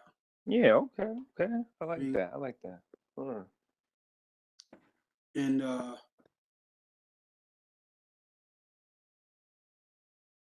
it took me some getting used to, Mm-hmm. right? But now I'm getting used to it, and I'm like, you know, I could follow your flow, Okay. Okay. you know, and it's like, oh, okay, like, I like that rhythm. It was like, Chuck D, man. When I first heard of him, I was like, man, this dude's voice is annoying, right? And You now I bring think he's it like back. one of the best rappers ever, bro. You know what I'm saying? So Yeah, always being sometimes, mentioned. Yeah. sometimes you gotta grow on people. You know, I need to get more serious about my stuff too, bro. For real. Now that I got me a mini studio, you know, um, Yeah, might as well, man. Perfect that craft. so you asked me about my week, bro. Mm-hmm. Bro, man, I got the fellowship, man.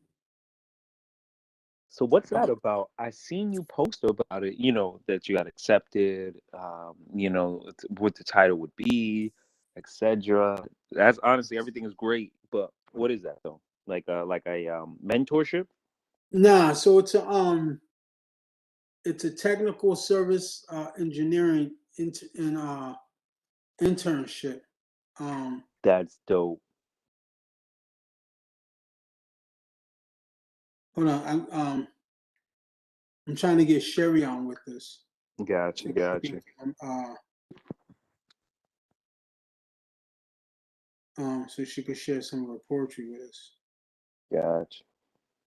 Let me see if I can get my boy on too. Let me see.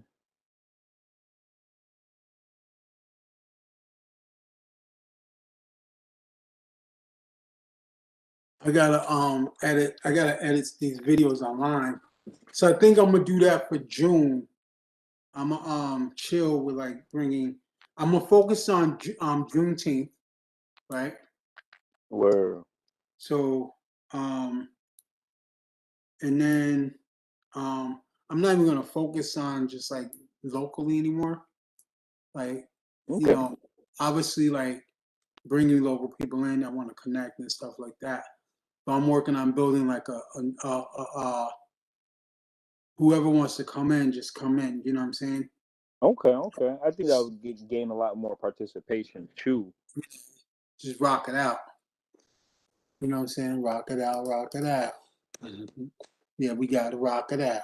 Mhm. So then the Philly thing, that's gonna be still a thing, or no? It's gonna be adjusted into the general scene. No, it's still a thing, bro. It's just like getting an understanding. So the way that I think I'm moving it to is because it's hard to get people to build in Philly. It's make it like a cultural hub where it's like people want to share their cultural works and stuff like that and build Okay. like that. And then come out of that and then like so people can invite people from Pennsylvania to the group and share their works and stuff like that. And then Okay.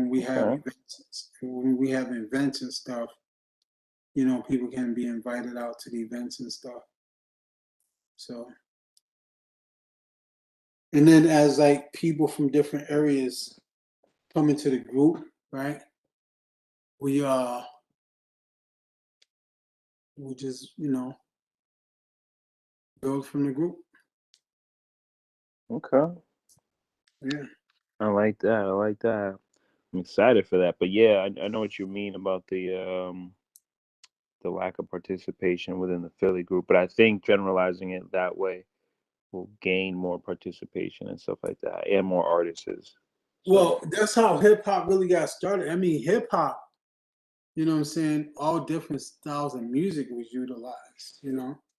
and Um, hip hop was created in the late '70s, right? I mean, yeah, 73 was the Oh, okay. Wow, early. Okay. was the first hip hop party or rap party, but it was going on a little bit before that. You know, people was DJing in their own individual aspects. Okay. Okay. And Word. the name hip hop didn't come till later anyway. Right. Hip hop was like what, '90s or early '90s? I guess like the rap turned into hip hop, or Well, so you had, who they credit Cowboy for saying hip hop. Hold on. I want to see if I can get something live yeah, yeah, and yeah. Do you put it think? live.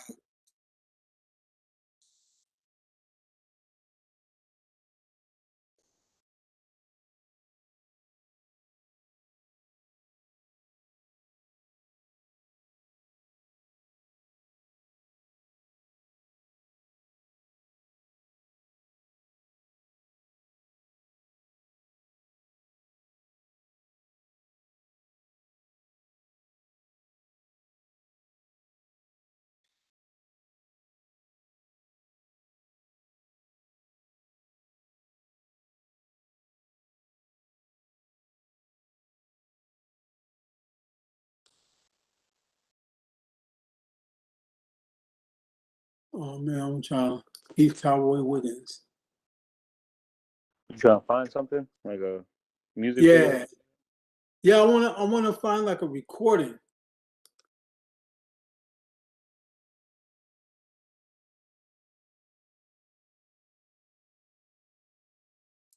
And so there's two hip hop historians.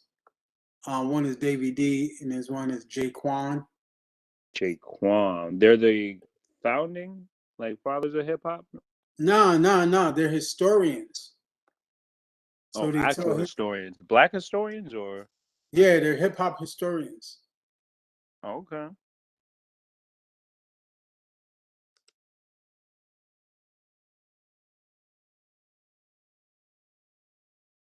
Whew.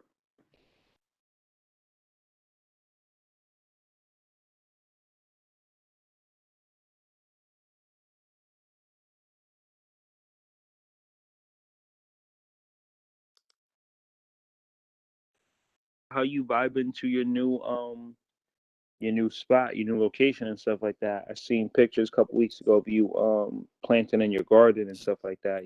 Uh, It's a beautiful thing, bro. it's Beautiful all right, thing. man. I got a lot to learn. Yeah, You word, know, bro. Every day's a learning lesson, man. Word. you But at know, least you trying to get your own crops, your own vegetables, because I got I don't have. I mean, I got like seasonings outside. Like I have celery. No, not celery. What the heck is that? I know I have strawberries and blueberries outside, and onions.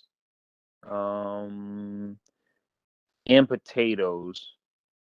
Trying to think of. There's like two seasonings I have. It's like a herb, like an herb base. What the heck is it? Not sage. What the heck is that? Basil. There we go. One of them, basil and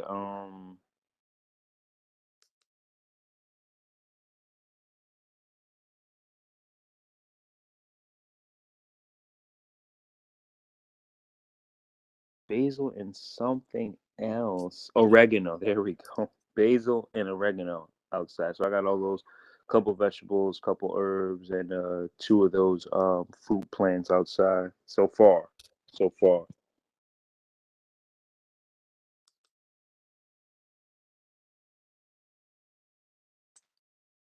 let me play this.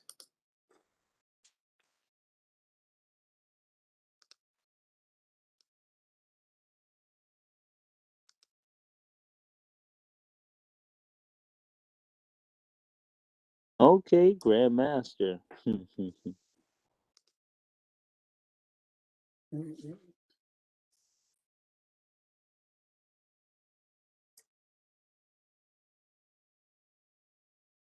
don't know what is up with the sound. Well, let me turn up my sound. Maybe I'm hearing. Hold on, let me see.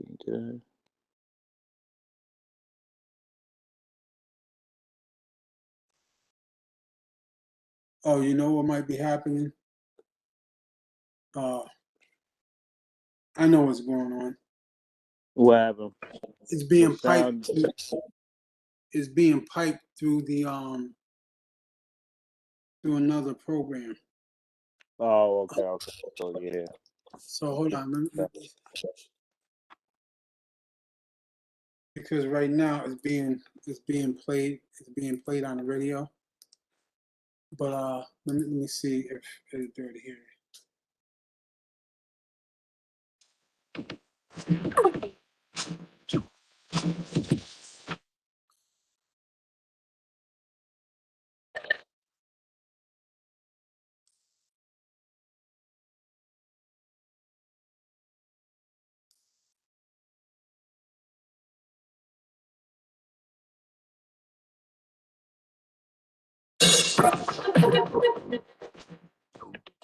There we go. Okay, you got it.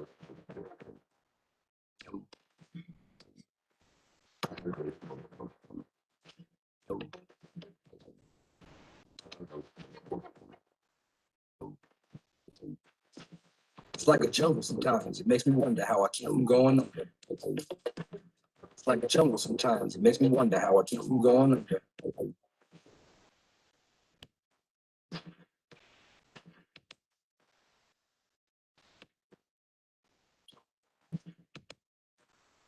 Broken glass everywhere. People on the stage, you know, they just don't care. I can't take the smell, can't take the noise. Got no money to move out. I guess I got no choice. Rats in the front room, roaches in the back, junkies in the alley with the baseball bat. I tried to get away, but I couldn't get far because a man with the torture repossessed my car. Don't push me, cause I'm close to the edge. I'm trying not to lose my head. It's like a jungle sometimes. It makes me wonder how I keep from going under. Standing on the front stoop, hanging out the window, watching all the talk about roaring as the beats blow. Crazy lady living in the bag, eating out of garbage pails. Used to be a fag hag, such a that's the tango. Skipped the life and tango was hooked on print to seem to lost her senses. Down at the flip show, watching all the tweets, so she could tell her stories. Took the girls back home. She went to the city and got so goody. She had to get a pimp, she couldn't make it on her own. Push me, cause I'm close to the edge. I'm trying not to lose my head. It's like a jungle sometimes. It makes me wonder how I keep from going under. It's like a jungle sometimes. It makes me wonder how I keep from going under. My brother's doing fast on my mother's TV. Says she watches too much. It's just not healthy. All my children in the daytime, Dallas at night. Can't even see the game or the Sugar Ray fight. The bill collectors, they ring my phone and scare my wife when I'm not home. Got a bump education, double digit inflation. Can't take the train to the job. There's a strike at the station. Me on King Kong standing on my back. Can't stop to turn around. Broke my sacroiliac, a mid-range migraine, cancer, membrane. Sometimes I think I'm going to say that I might hijack a plane. Call, close to the edge. I'm trying not to lose my head. It's like a jungle sometimes. It makes me wonder how I keep from going under. It's like a jungle sometimes. It makes me wonder how I keep from going under. My son said, Daddy, I don't want to go to school because the teacher's a jerk. He must think I'm a fool. And all the kids smoke reefer. I think it'd be cheaper if I just got a job, learn to be a street sweeper. I dance to the beat, shuffle for my feet, wear a shirt and tie, and run with the creeps. Because it's all about money. Ain't a damn thing funny. You got to have a car in this land of milk and honey. To push that barrel in front of the train, took it to the doctor, so the arm on the game. Stabbed that man right in his heart. Gave him a transplant for a brand new start. I can't walk through the park because it's crazy after dark. Keep my hand on my gun because they got me on the run. I feel like an outlaw. Broke my last glass jaw. Hear them say, you want some more? Living on a seesaw. Don't push me, cause I'm close to the edge. I'm trying not to lose my head. See what? It's like a jungle sometimes. It makes me wonder how I keep from going under. It's like a jungle sometimes. It makes me wonder how I keep from going under.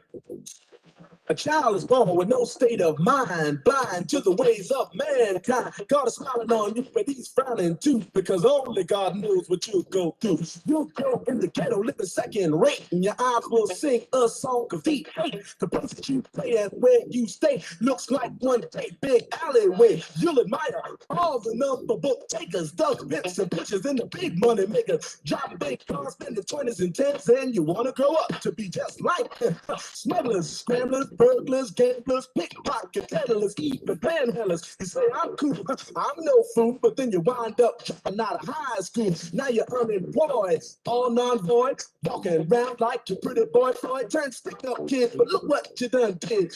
Got sent for an 8-year bid. Now your manhood is stripped and you're a make tag. Spend the next 2 years as an undercover fag being used and abused. Served like hell till one day you was found hugged dead in the cell. It was plain to see that your life was lost. You was cold and your body swung back and forth. But now your eyes sing the sad, sad song of how you live so fast and die so young. So don't push me, cause I'm close to the edge. I'm trying not to lose my head. It's like a jungle sometimes. It makes me wonder how I keep from going under. It's like a jungle sometimes. It makes me wonder how I keep from going under. Yo, Mel, you see that girl, man? Yeah, man. Yo, this sound like cowboy, man. Cool. Yo, what's up, buddy? Yo. Hey, Mr. Phil and Raheem, man. They lay upstairs. So what's up for tonight, yo? Yo, we can go down to the field, man. check out Cuba. Hey, yo, you know that girl, Betty? Yeah, man. My mom's got calls, man. Yeah, she got her. Nobody move that. Come on, man. We down with the land. Flash in the film. Let's go out. Get that game. You know, so what's the problem? You ain't got to start getting the car. Get the gas. Get the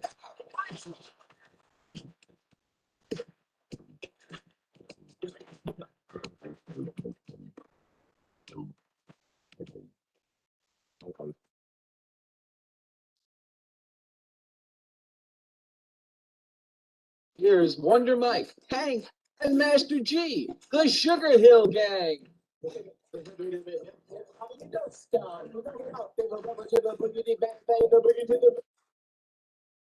All right. So That anyway, was good bringing it back, even though I wasn't alive back then at that time frame. But it was good word. to see, you know what I'm saying, to see the Furious Five and all that stuff here and Grandmaster Flash do their thing in a time when it was so, you know, radical, still radical. But, I mean, a lot more than, and now, but, Yeah, man, they're getting their just due. You know what I'm saying right now. You know. Exactly. For real. But anyway, man, bro, man, appreciate you coming through tonight. It's about to be 10 o'clock. Man, take some time out to write. You know, I'm gonna take some time out to write some more. Yeah, I'm gonna definitely do that, man. But I'm also got we got to research the 12 tribes of Israel, like where they went to once they left Israel. You know, because I think with this whole issue going on with Palestine and Israel, man, like we have to figure this out. You know, we got to figure it out, bro. So, well, you was on last week, right? Yeah, we're gonna talk about that personally though on a personal note. But I'll probably message you tomorrow and talk to you about that. That's interesting. You brought that up again though. It's interesting. Hmm. I have some some viewpoints on it. So well. Oh, good. Be good to hear from you. Be good to hear them. Mm-hmm. Yeah. Are you a Hebrew Israelite? Nah. But I mean, nah. No. My sister just became a Israelite. Oh, she did recently or years Yeah, ago? recently. Huh. Her son's an Israelite, and we be having these conversations. We be Okay. fighting. So our conversation is gonna be good then. Okay. Yeah, Huh. Interesting. like I'm Israel. not against them being Israelites, but there's just some things that I just can't agree with. Yeah. I'll bet, bro. I'll bet, bro. But yeah, I'm gonna holler at you tomorrow, man, and we'll talk some more. Bro, I want you to stay strong, brother. Papa Bailey, that's what I'm gonna call you from now, Papa Bailey. I remember you when you was a kid, bro. You know what I'm saying? Word. It's almost Duncan, bro. Almost. All right, man. Keep your head up, man. Thank you very much for tuning in. I hope to see you next Friday. Word. All right, Maurice, brother. I appreciate you, man. Have a good night, bro. You Talk to too, you man. tomorrow, man. All right, you guys. Thank you guys for tuning in. Another Poetic Recovery Culture Exchange. Man, whew, hope everybody's doing well. Felt tonight was good.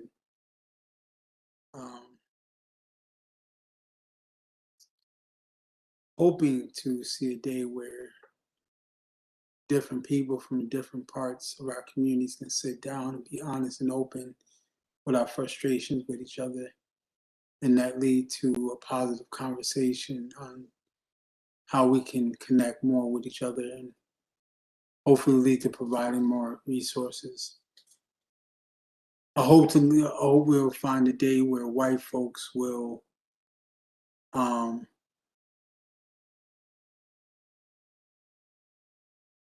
stop trying to be a savior, right? And truly learn to be allies.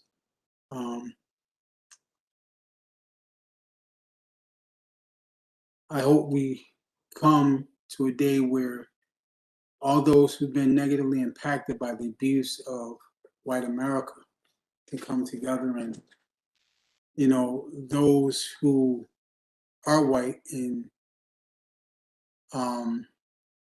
oppose white supremacy, we can all work together, come together, and, you know, just live in a much better place, you know, much better, you know, country, which would need to be created by us. And hopefully this process can lead to that,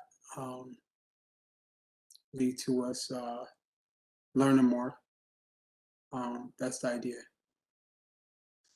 So it was an honor to be here. Look forward to being here next Friday. Peace.